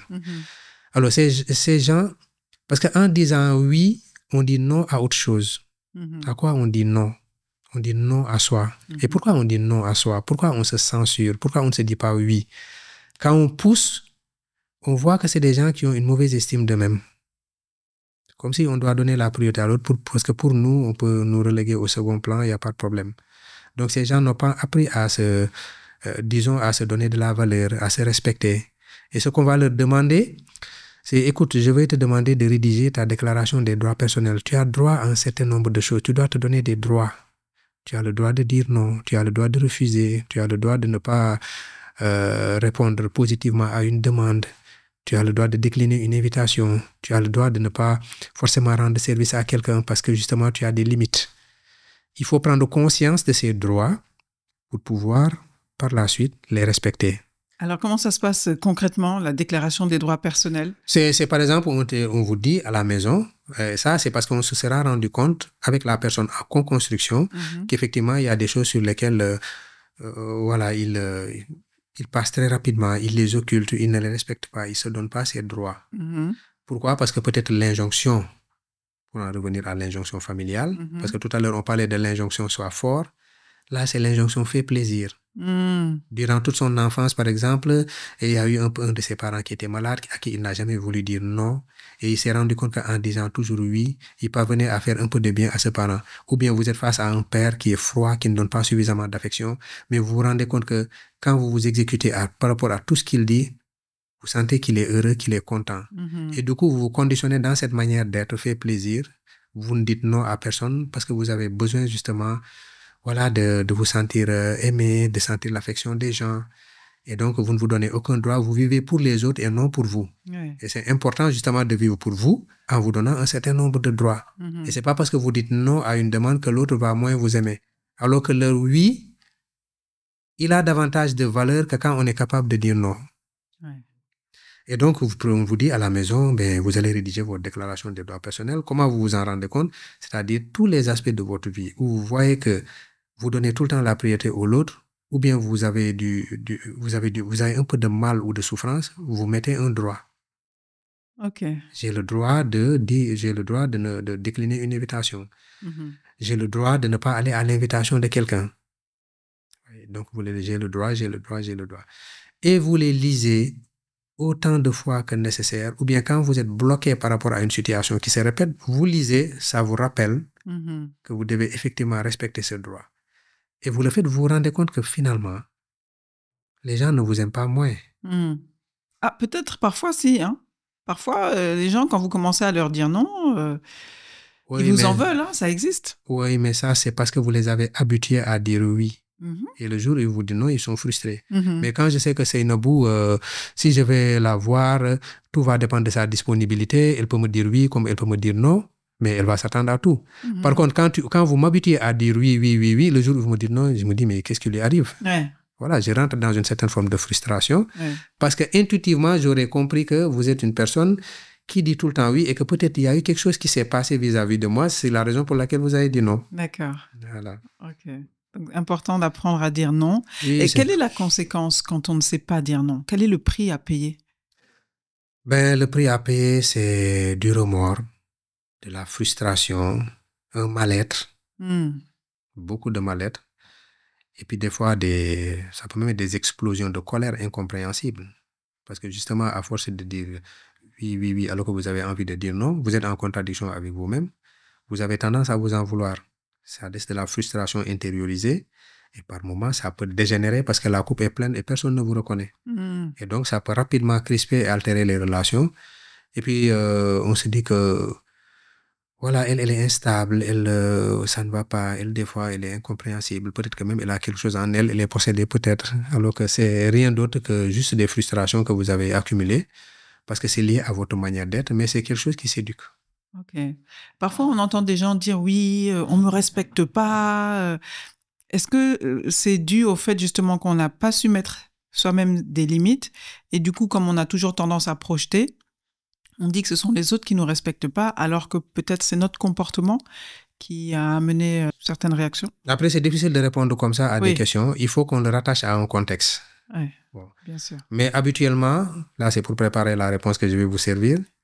Quand une personne se plaint, je lui dis, dans quelle mesure est-ce que vous êtes responsable de ce qui est arrivé? C'est pour ramener la personne à sa responsabilité, à favoriser son autonomie, à faire en sorte qu'il réfléchisse par rapport à lui-même. Parce que quand on se plaint, quand on se plaint tout le temps, on peut donner l'impression qu'on se victimise trop. On ne prend pas ses responsabilités. On attend des autres qu'ils changent. Et les autres ne changent pas. C'est parfois nous, en changeant, que nous amenons les autres à changer. Et d'ailleurs, Gandhi disait que soyez le changement que vous voulez voir dans le monde. C'est une phrase assez célèbre. Ouais. Dans l'exemple que vous avez donné tout de suite pour les gens qui ne savent pas dire non, les gens qui ne savent pas dire non, mais qui en même temps sont frustrés, souvent il y a des excuses qu'on se donne, comme oui, je le fais pour Dieu, mais au fond, il y a toujours cette frustration. Qu'est-ce que vous répondez aux gens qui réagissent comme ça? Ben, si vous avez perçu la frustration, ça veut dire que c'est pas forcément quelque chose c'est quelque chose qui a besoin d'être réglé. Ouais. Ça veut dire que finalement, ce qu'on nous dit toujours dans la religion, et c'est pas même de façon générale, aide-toi et le ciel t'aidera. Il y a le problème, vous ne le résolvez pas et vous remettez tout à Dieu, le problème ne va pas forcément se résoudre. Oui. Voilà. Et ça veut dire que finalement, revenir à nous, regarder qu'est-ce qui pose problème, dans quelle mesure on doit réagir, c'est très important au-delà de Dieu. Voilà. La responsabilisation, encore une fois. La responsabilisation, prendre ses responsabilités. Moi, je dis tout le temps qu'on a la responsabilité de ce que nous ressentons. Pourquoi? Parce que ce que nous ressentons, la plupart du temps, découle de comment nous évaluons la situation. La plupart du temps. Et dans plus de 99% des cas, très souvent, ce que nous ressentons découle de nos représentations et a un décalage avec la réalité. Ouais. Ok. Et c'est important d'en prendre conscience, qui fait que ce que nous ressentons et ce qu'on se dit doit rester une hypothèse et non une certitude. Oui. Et ça doit nous pousser à aller explorer la réalité pour avoir les bonnes informations qui vont contredire ou infirmer ce que nous nous représentons. Là, ce que vous dites, j'adore, parce que c'est une question que moi j'ai appris à me poser. C'est est-ce que c'est vrai? C'est-à-dire, mes émotions me permettent d'identifier mes pensées, parce que comme vous dites, les pensées déjà, elles sont très très rapides et c'est difficile de savoir ce qu'on pense vraiment. Par contre, on sent plus facilement une émotion. On est dans quelque chose de plus sensationnel. Oui, absolument. Donc on sent plus... Et une émotion renseigne, comme vous venez de le dire, sur ce qu'on pense en fait, c'est-à-dire l'interprétation qu'on est en train de mettre sur quelque chose. Et une fois qu'on se dit « Ah, je suis en train de penser ça », c'est se poser la question de « Mais est-ce que ce que je pense est vrai? C'est la bonne question. Est-ce que ce que je pense est vrai? Ce qui est bien dans ça, c'est que vous en faites une hypothèse à partir du moment où vous le formulez sous forme d'interrogation. Et ça vous pousse à aller chercher la réponse. Par contre, ce qui est mauvais, c'est d'en faire une certitude.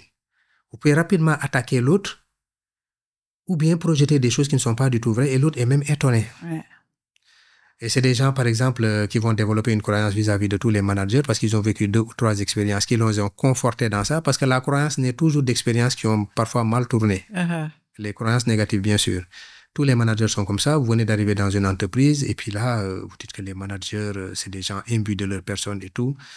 Voilà, c'est des gens qui ne vous saluent pas, c'est des gens qui vous prennent pour des tâcherons. Vous vous dites énormément de choses sur les managers. Et par rapport à votre manager, ce qu'on se dit se reflète dans son attitude corporelle, dans sa manière de regarder. Et vous êtes là et le manager se rend compte que vous êtes renfrogné comme si vous lui en vouliez. Il ne sait pas pourquoi. Et puis lui aussi commence à prendre ses distances parce qu'il ne comprend pas. Ben, à un moment donné, vous vous êtes conforté dans ce que vous dites parce qu'il a exactement l'attitude que vous prédisiez alors que c'est parti de vous. Ouais. Et du coup, ça devient, comme on le dit dans certaines thérapies, des prophéties autoréalisatrices. Exactement, parce que finalement, c'est sa propre interprétation crée une réalité, quoi. C'est absolument ça. Ça crée une réalité et on baigne dans cette réalité. On met dans cette réalité un autre acteur qui n'était pas a priori prévu dans le jeu. Mais vous avez écrit un film, vous avez fait un scénario et vous jouez complètement le film jusqu'à la fin et vous avez parfaitement raison sur toute la ligne. Exactement. D'où l'importance, et c'est la raison pour laquelle j'insiste dessus, revenir toujours à soi. Il n'est pas dit que vous êtes la cause du problème, mais c'est toujours interroger votre responsabilité par rapport à ce qui arrive. C'est un exercice auquel il faut s'habituer. Il y a des gens qui le font à l'excès.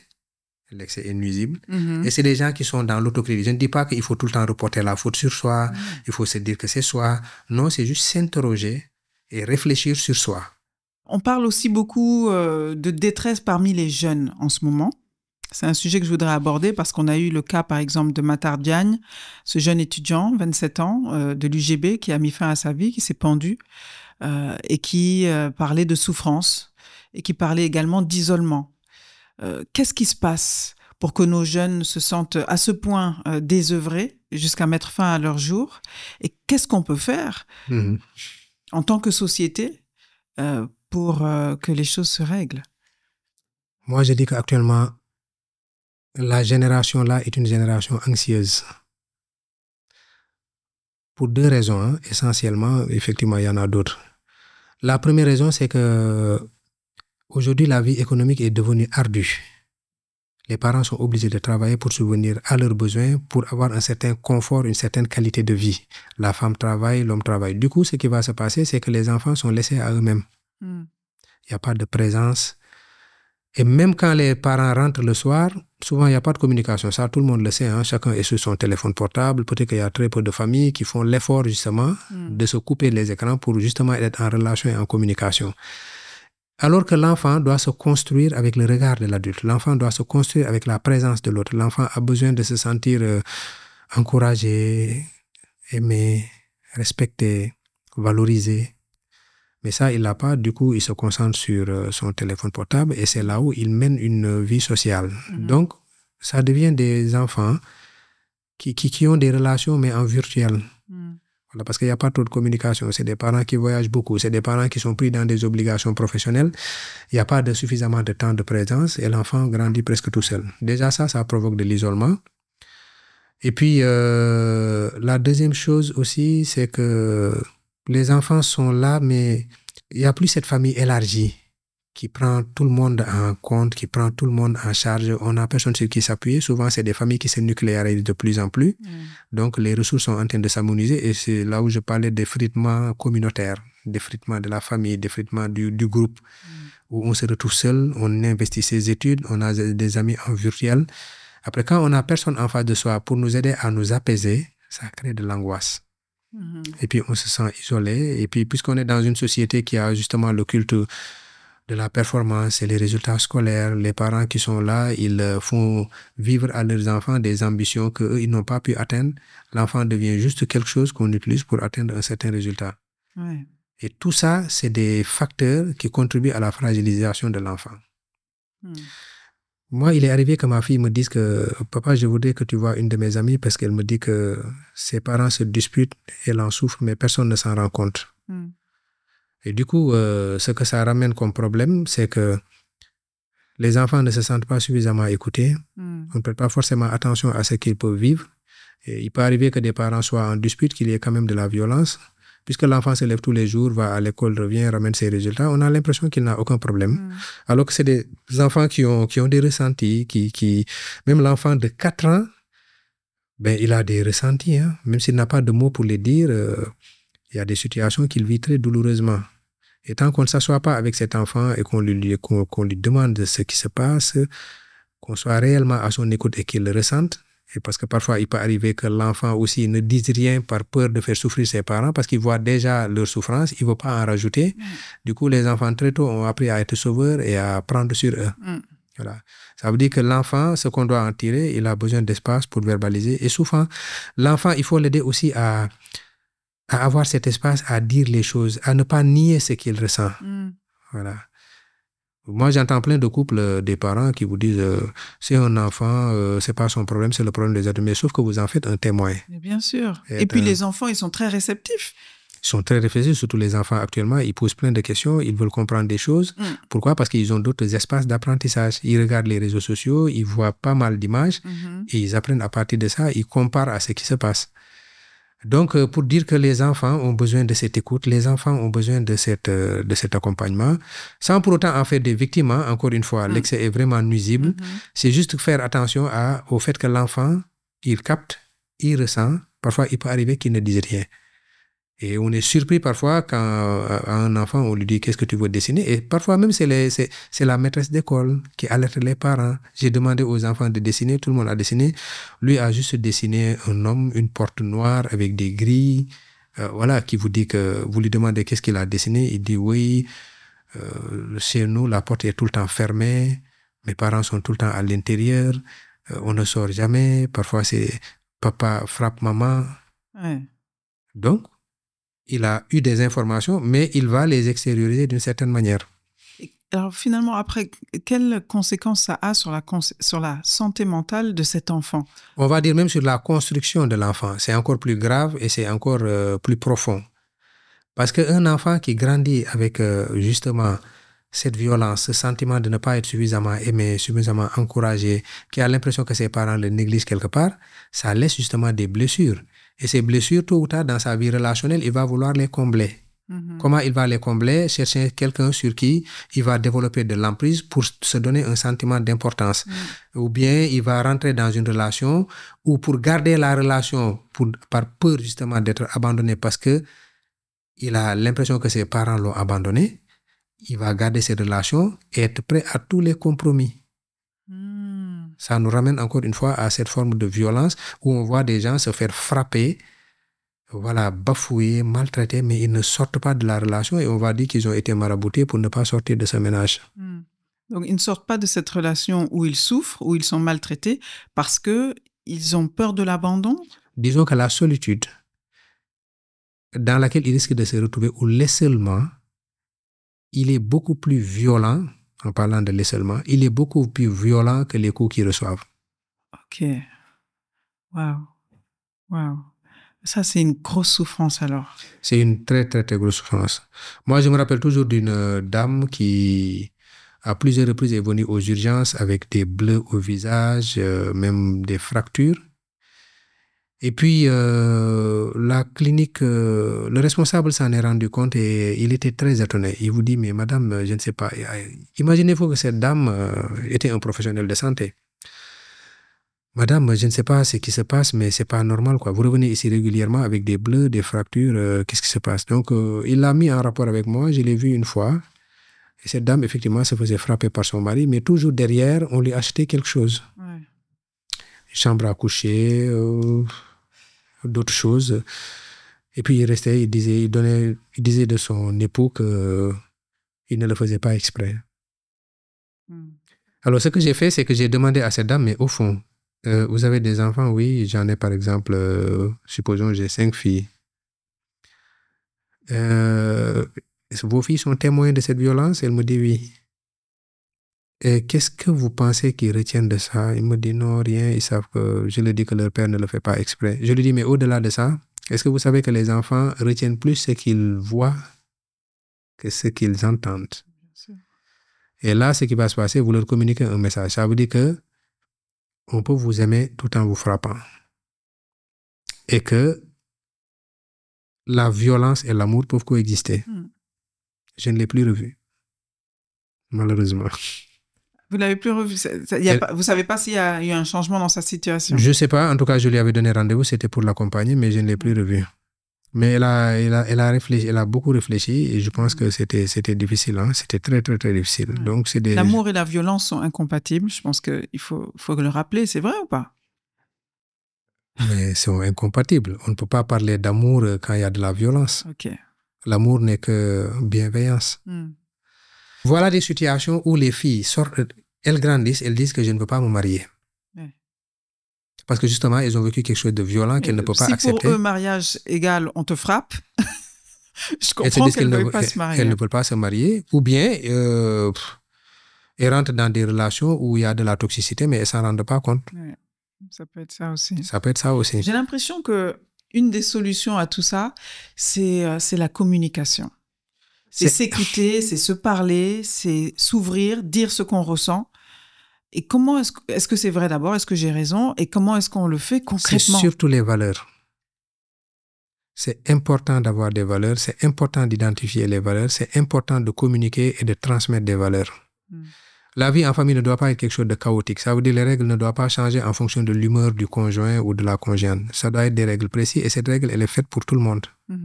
Ça veut dire que l'enfant, il va finir par intégrer les règles s'il voit qu'effectivement le parent l'applique. Parce que la meilleure manière d'enseigner aussi, c'est de donner l'exemple. Ah oui, c'est la seule vraie manière d'enseigner. C'est la seule vraie manière. Il faut que les parents et les enfants plutôt sentent de la cohérence et de la congruence. Entre ce qui est dit et ce qui est fait. C'est ce ça. qu'ils voient et ce qu'ils entendent. Souvent, je vois des femmes qui sont dans des procédures de divorce, qui ont peur, en tout cas qui ont envie de divorcer, mais qui ont peur d'aller jusqu'au bout parce qu'elles disent l'enfant va avoir mal. Je ne veux pas déstructurer le sentiment de cohésion familiale. Ben, je lui dis, il y a un choix à faire. Soit ne pas détruire le sentiment de cohésion familiale, encore que ça reste un sentiment, c'est pas vrai qu'il y a de la cohésion familiale, ou faire de l'enfant les témoins de la violence, et c'est comme si on agresse directement l'enfant tous les jours. Quand l'enfant est témoin de la violence, c'est comme si lui-même subissait une agression. Absolument. Et ça laisse un traumatisme. Et donc, ça donne à réfléchir, parce qu'en fin de compte, il peut arriver dans des situations où c'est l'enfant même qui vous dit « Mais maman, pourquoi tu ne divorces pas ?» Et là, ça fait tilt, parce qu'il y a maintenant un témoin qui vient déchirer maintenant ces bonnes résolutions que vous aviez prises. Quand on a vécu ces choses-là en tant qu'enfant, des traumatismes comme ça, de la violence, comment est-ce qu'on peut le gérer derrière? Est-ce qu'il faut forcément aller consulter? Est-ce qu'il y a des choses qu'on peut mettre en place soi-même déjà pour aller mieux? Déjà, communiquer. C'est important de communiquer. Si par exemple un enfant un jour vous dit « Oui, mais maman, j'ai l'impression que papa ne dit pas tout le temps c'est de la vérité. » L'enfant, s'il a des perceptions, il faut valider la perception. Ce qui est mauvais, c'est de faire de l'enfant un dépotoir. Ça veut dire vous lui confiez des choses, vous lui racontez des choses sur... vous lui déversez tout. Voilà, ça c'est mauvais. Par contre, si l'enfant perçoit des choses, il faut valider ce qu'il perçoit. Pourquoi? Parce que si vous niez, l'enfant apprend progressivement à ne plus se faire confiance. Il peut percevoir la vérité, à se dire que non, c'est moi qui ne vois pas bien, non, c'est moi qui n'ai pas une bonne perception, c'est moi qui ne fais pas de bonnes analyses. Mais quand vous validez la perception de l'enfant, vous apprenez à vous apprenez à se faire confiance. Et ça, c'est important. La deuxième chose aussi, c'est de communiquer, mais avec des mots simples sur ce qui se passe, pas occulter la vérité. C'est très, très, très important. Et puis aussi, avoir des personnes ressources autour de soi. Parce que l'enfant, même si vous ne lui dites rien, il fréquente d'autres enfants, il voit ce qui se passe dans les relations parents-enfants. Il commence à faire la comparaison avec ce qui se passe chez lui. Et là, il découvre qu'il y a quelque chose qui ne tourne pas rond. Et les enfants ne sont pas détruits forcément par les divorces. Ce qui les détruit, c'est surtout le manque de sens. Le manque de sens. Le manque de sens, ça veut dire, vous êtes dans un couple, on vous frappe et vous dit votre père même. Ouais. Pour eux, ça ne fait pas sens. Ça ne fait pas sens. L'enfant est dans la confusion. Étant donné que vous, il vous idéalise, ça veut dire qu'il va donner du crédit à ce que vous dites. Mais vous lui dites des choses qu'il ne comprend pas, il va se dire que c'est lui qui a des problèmes. Ouais. Comment on fait la part des choses? Parce que moi, je suis toujours en train d'essayer de voir, OK, comment est-ce qu'on dénoue tout ça? Quelles sont les solutions? Mais je me mets à la place d'un enfant qui est face à ces situations-là. C'est hyper difficile pour lui de faire la part des choses, de savoir ce qui est faux, ce qui est vrai, etc. Oui, mais c'est d'être en cohérence avec soi-même, c'est-à-dire, et c'est là où je parle justement de l'importance des valeurs. Ça veut dire que autant il y a des valeurs professionnelles, il y a des valeurs relationnelles. Dans la relation, quelles sont mes valeurs? Qu'est-ce qui est important pour moi? J'ai besoin de respect, par exemple. J'ai besoin de bienveillance. Et quand je me rends compte que ça ne va pas, et que l'enfant mette des mots sur ça, je dis que tu as raison. Tu as raison, c'est vrai. Quelles sont les autres valeurs relationnelles? Donc, respect, bienveillance. Respect, bienveillance, entraide. Entraide. Voilà, entraide. D'être là les uns pour les autres. Les uns pour les autres. Alors, dans une certaine limite aussi, c'est pas, je veux dire, on n'est pas obligé non plus de se sacrifier pour l'autre. Non, entraide, c'est pas se sacrifier. Hein? OK. Voilà. Complicité. Il y en a qui en ont besoin, c'est une valeur relationnelle. Authenticité. Ils ont besoin vraiment. Sincérité.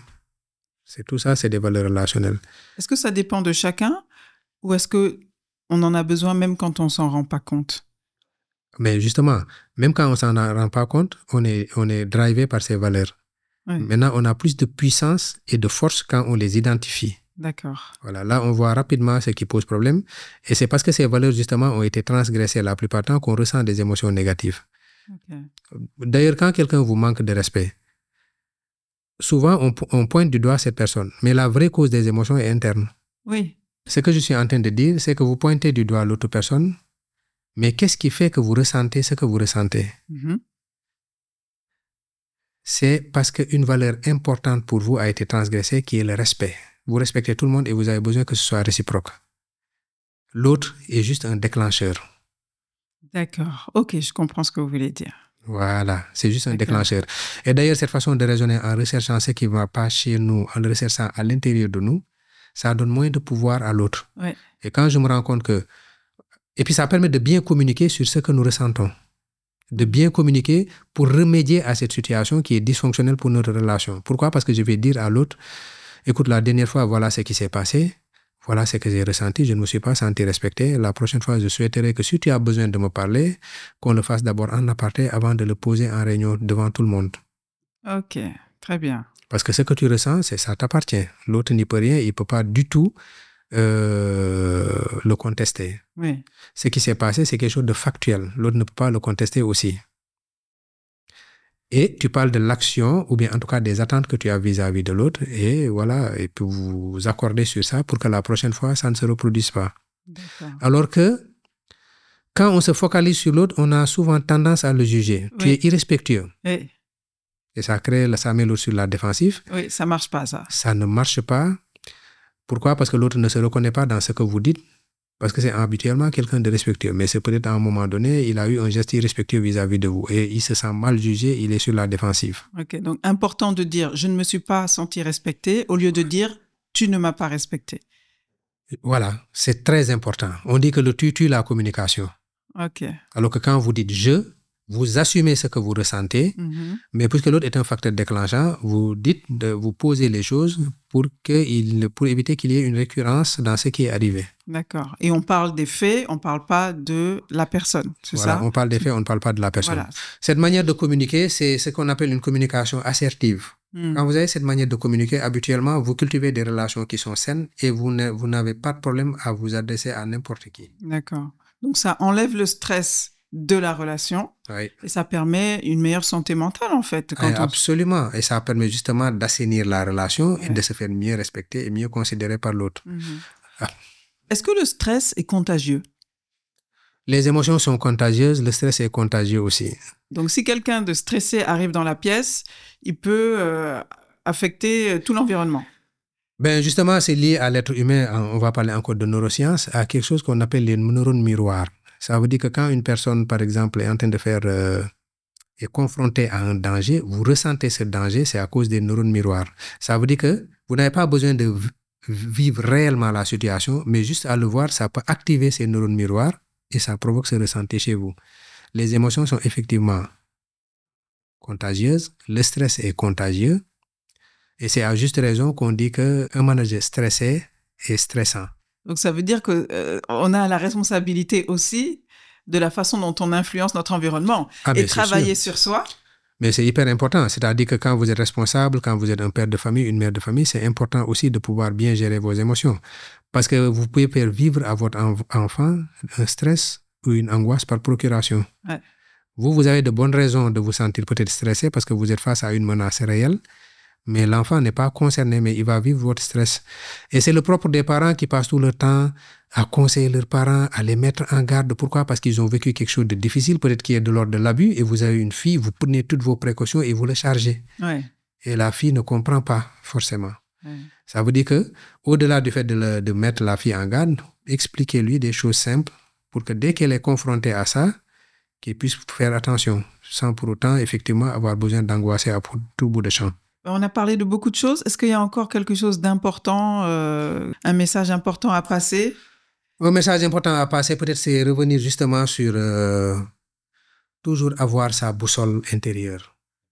Parce que nous sommes dans une société quand même qui est assez oppressante, qui est assez conformiste. C'est important que chacun apprenne à se connaître, que chacun définisse sa pyramide des valeurs. Ce que j'appelle la pyramide des valeurs, c'est qu'est-ce qui est important pour vous dans la vie, sur le plan relationnel, sur le plan professionnel. Et au quotidien, d'essayer de nourrir ces valeurs pour ne pas être dans un certain conformisme. Sinon, quand vous n'avez pas de boussole pour vous guider, et ce qui construit la boussole en nous, c'est les valeurs fortes que nous avons pu identifier et qui nous guident dans la vie. Ok, donc important de construire cette pyramide des valeurs. C'est hyper important. À plusieurs niveaux. À plusieurs niveaux, dans plusieurs secteurs, sur le plan professionnel, sur le plan relationnel. Alors, professionnel, relationnel, oui. Personnel aussi, sa relation avec soi-même. Bien sûr. Mm-hmm. À tous les niveaux, il faut... Parce que ça permet justement de se conformer à ça. Ça veut dire, les comportements que nous avons, notre manière de penser doit être en cohérence avec ces valeurs. Mm-hmm. Et quand on les a, ça nous donne un certain ancrage. Et ça fait qu'on n'est pas influencé par telle ou telle personne. On n'est pas sous le joug d'une relation, d'une personne qui nous domine. Pourquoi? Parce qu'on ne vit pas pour cette personne, on vit pour soi. Ouais. On ne vit pas à travers cette personne, on vit à travers soi. Et toutes les personnes qui sont bien ancrées sur le plan relationnel et qui ne cherchent pas à compenser quelque chose vis-à-vis de l'autre, généralement, c'est des gens qui ont une relation saine avec les gens. Parce que les manipulateurs, ceux qui cherchent à dominer, ne tombent pas sur n'importe qui. Oui. Ils savent qui ils peuvent manipuler, qui peuvent... Mais ils le sentent. Oui. C'est un peu des psychologues qui identifient une faiblesse chez vous, une faille, un besoin justement d'être valorisé, un besoin de ne pas... une peur de décevoir. Et justement, ça devient une faille dans laquelle ils vont facilement se brancher. Et au début, puisqu'ils s'en rendent compte et ils ont envie justement de vous tenir, ils vont bien nourrir et combler cette faille. Ouais. Une fois que ça a bien pris, ils vont commencer à vous dévaloriser un peu de petites phrases assassines. Sur ton poids, ce que tu manges et que voilà, tu n'es pas jolie aujourd'hui. Et voilà, c'est un procédé que beaucoup de gens comprennent. Hein? Et à partir de ça, ils se rendent compte que vous ne partez pas, vous ne remettez rien en question, vous remettez la faute sur vous pour la bonne et simple raison que ça s'est bien passé. Si ça a commencé à se détériorer, c'est parce que vous avez fait quelque chose. Oui. Et vous tentez de vous rattraper. C'est ça. Alors qu'en réalité, vous ne rattrapez rien parce que depuis le début, ce n'était qu'un masque. Wow. Oui, parce qu'on finit par se demander, mais le problème, c'est moi. Oui. On se dit, le problème, c'est moi, et on essaie de régler un problème, alors qu'en fait, c'était... Parce que justement, on ne veut pas faire le deuil de ce qui s'est passé. On a l'impression qu'on doit retrouver voilà, cette belle relation qu'on avait au début, qui avait comblé toutes nos failles, on se sentait bien, et que certainement, on a fait des choses qu'on n'aurait pas dû faire. Et c'est ce qui fait qu'aujourd'hui, cette personne est dans cet état. Et on s'est tellement attaché à cette personne qu'on retrouve des excuses. Oui, il est stressé au boulot. D'ailleurs, c'est ce qu'ils disent au début. Hein. Je suis stressé au boulot, j'ai trop de pression. Et puis, la femme est davantage dans l'empathie. Elle accompagne. Et en réalité, il n'y a rien. Vous avez beaucoup de cas comme ça? Ah oui, j'ai beaucoup de cas comme ça. Ouais. Beaucoup de cas. Mais c'est difficile à arranger. Ça peut s'arranger ou bien c'est... Ça peut s'arranger parce que la bonne nouvelle, c'est qu'une fois que vous avez compris et que vous prenez la résolution de sortir de ça, vous retrouvez la personnalité que vous aviez auparavant. D'ailleurs, beaucoup de personnes, quand elles rencontrent d'autres personnes de leur entourage qui les ont connues auparavant, ils vous disent qu'est-ce qui se passe? Il y a quelque chose qui s'est éteint en toi. Voilà, parce qu'on a l'impression d'être éteinte. Okay. On devient un peu l'ombre de soi-même parce que justement, l'autre vous aspire toute votre énergie. Et donc, dans ces cas-là, vous pensez qu'il faut quitter la relation alors? C'est ça que vous dites? Alors, oui, mais on ne va jamais dire à la personne quitte la relation. Oui, parce que si vous dites à la personne quitte la relation, tu deviens le problème. Exactement. Parce que c'est une personne qui est déjà sous l'emprise de quelque chose et c'est comme si son esprit critique a été anesthésié. Et souvent, ce qui va provoquer le déclic, c'est le regard, par exemple, d'un enfant qui vous dit « Maman, mais pourquoi tu ne laisses papa te traiter comme ça ?» Et ça crée le déclic et ça pousse vraiment à se ressaisir pour régler le problème une bonne fois pour toutes. Vaste sujet de santé mentale qui touche vraiment tous les aspects de la vie. Mais ça veut dire que la santé mentale est très transversale, ça concerne tout le monde, quelle que soit la position dans laquelle vous êtes, quelle que soit la catégorie sociale, professionnelle à laquelle vous appartenez, la santé mentale vous intéresse. Et c'est pourquoi aujourd'hui, ça doit être vraiment, on doit faire un plaidoyer majeur sur la santé mentale. Il n'y a pas de santé sans santé mentale. Il faut une mobilisation collective effective. Il faut une approche multisectorielle. Il faut que les gens travaillent ensemble. La justice, la santé, l'école. Tous ces espaces sont intéressés par la santé mentale. Il y a des problèmes qu'on n'a pas forcément abordés, qui sont le harcèlement scolaire, parce que les problèmes ne viennent pas que de la famille. Il y a aussi le milieu scolaire, où les enfants subissent de l'harcèlement, où ils se font casser parfois même par un enseignant. Et ça les suit. Parce que les enseignants aussi, ils sont avec le propre dysfonctionnement. C'est ça. Oui. Chacun vient avec ses dysfonctionnements. Chacun vient avec ses casseroles, chacun vient avec ses failles et va peut-être se servir de l'autre pour combler. Ouais. Donc, le début de la solution, il est aussi au niveau de l'individu. Au niveau de l'individu, effectivement, au niveau de la famille, au niveau de la communauté. C'est là où on doit apprendre à avoir des comportements sains, des comportements cohérents, des comportements qui sont congruents pour aider l'enfant à dissocier le faux du vrai, à savoir qu'est-ce qui l'aide, qu'est-ce qui n'est pas bénéfique pour lui. Une courte interruption pour vous parler de notre partenaire Contenna. Ce sont des tisanes inspirées des recettes de nos grands-mères à base de plantes locales 100% naturelles et 100% made in Sénégal. Merci à Contenna de sponsoriser cet épisode. On termine avec le questionnaire de Afropod. Là, c'est sur vous, là. On va vous psychanalyser. OK. Quel est votre principal trait de caractère? La cohérence. C'est quelque chose qui me définit. J'ai besoin que les choses soient cohérentes. C'est pourquoi j'aime pas du tout la tricherie, j'aime pas l'hypocrisie, j'aime la cohérence. Mais vraiment, tout le temps, il faut que ce soit cohérent. Okay. Quel est votre plus grand défaut? Mon plus grand défaut, c'est... Je suis un peu perfectionniste. Allez, c'est un demi-défaut, ça. C'est pas un demi-défaut pour... En fait, j'ai appris à le travailler au point que même moi, je me rends compte que ce n'est plus un défaut. Bon, alors dites-moi votre vrai défaut que vous avez encore aujourd'hui. Mon vrai défaut, je ne sais pas comment je peux dire que j'ai un vrai défaut. Parce que j'ai quand même été toujours au clair avec ce qui se passe en moi. J'ai fait ce travail, j'ai évolué, je ne suis pas la même personne maintenant depuis des années. Je ne sais pas quel est mon défaut. Ce qui ne veut pas dire que je n'ai pas de défaut. Oui. D'accord. Quelle est la qualité que vous appréciez le plus chez les autres? L'intégrité. Quel est le défaut qui vous gêne le plus chez les autres? L'hypocrisie. Quelle est votre définition du succès? Le succès, c'est être autonome, être bienveillant avec les gens. Voilà, c'est ça le succès pour moi. Qu'est-ce qui vous rend heureux? La spiritualité. Et pour vous, ça se traduit comment, la spiritualité? La connexion avec tout autour de soi, sans être dans le jugement. C'est l'humilité, c'est le respect de tout. Quel conseil vous donneriez à vous-même si vous aviez 20 ans aujourd'hui? Le conseil que je me donnerais, c'est davantage pratiquer la religion, comprendre tout le Coran, parce que je suis musulman à la base.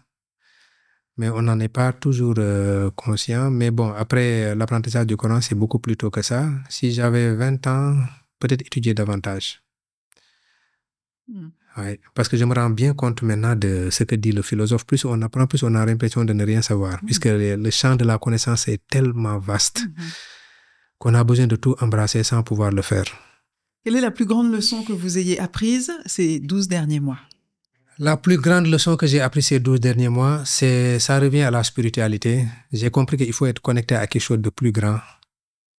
Ça, c'est la plus grande leçon. Et c'est au point où je me dis que mais comment j'ai pu passer à côté de tout ça? Qu'est-ce qui vous a permis d'apprendre cette leçon? Il y a eu quelque chose en particulier, un événement? Il n'y a pas d'événement en particulier. J'ai juste pratiqué tous les jours et je me suis rendu compte que ça me rendait encore plus serein et profondément humain.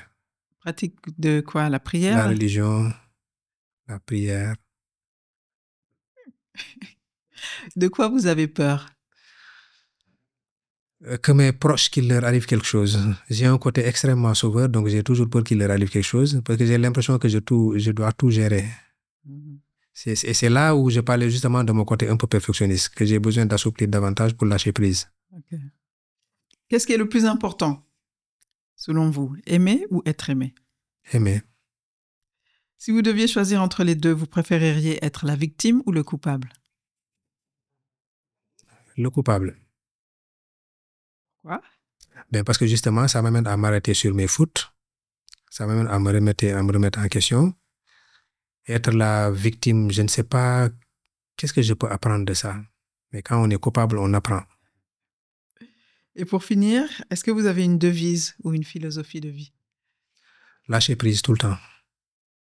Merci beaucoup, docteur. Merci à vous, Seynabou.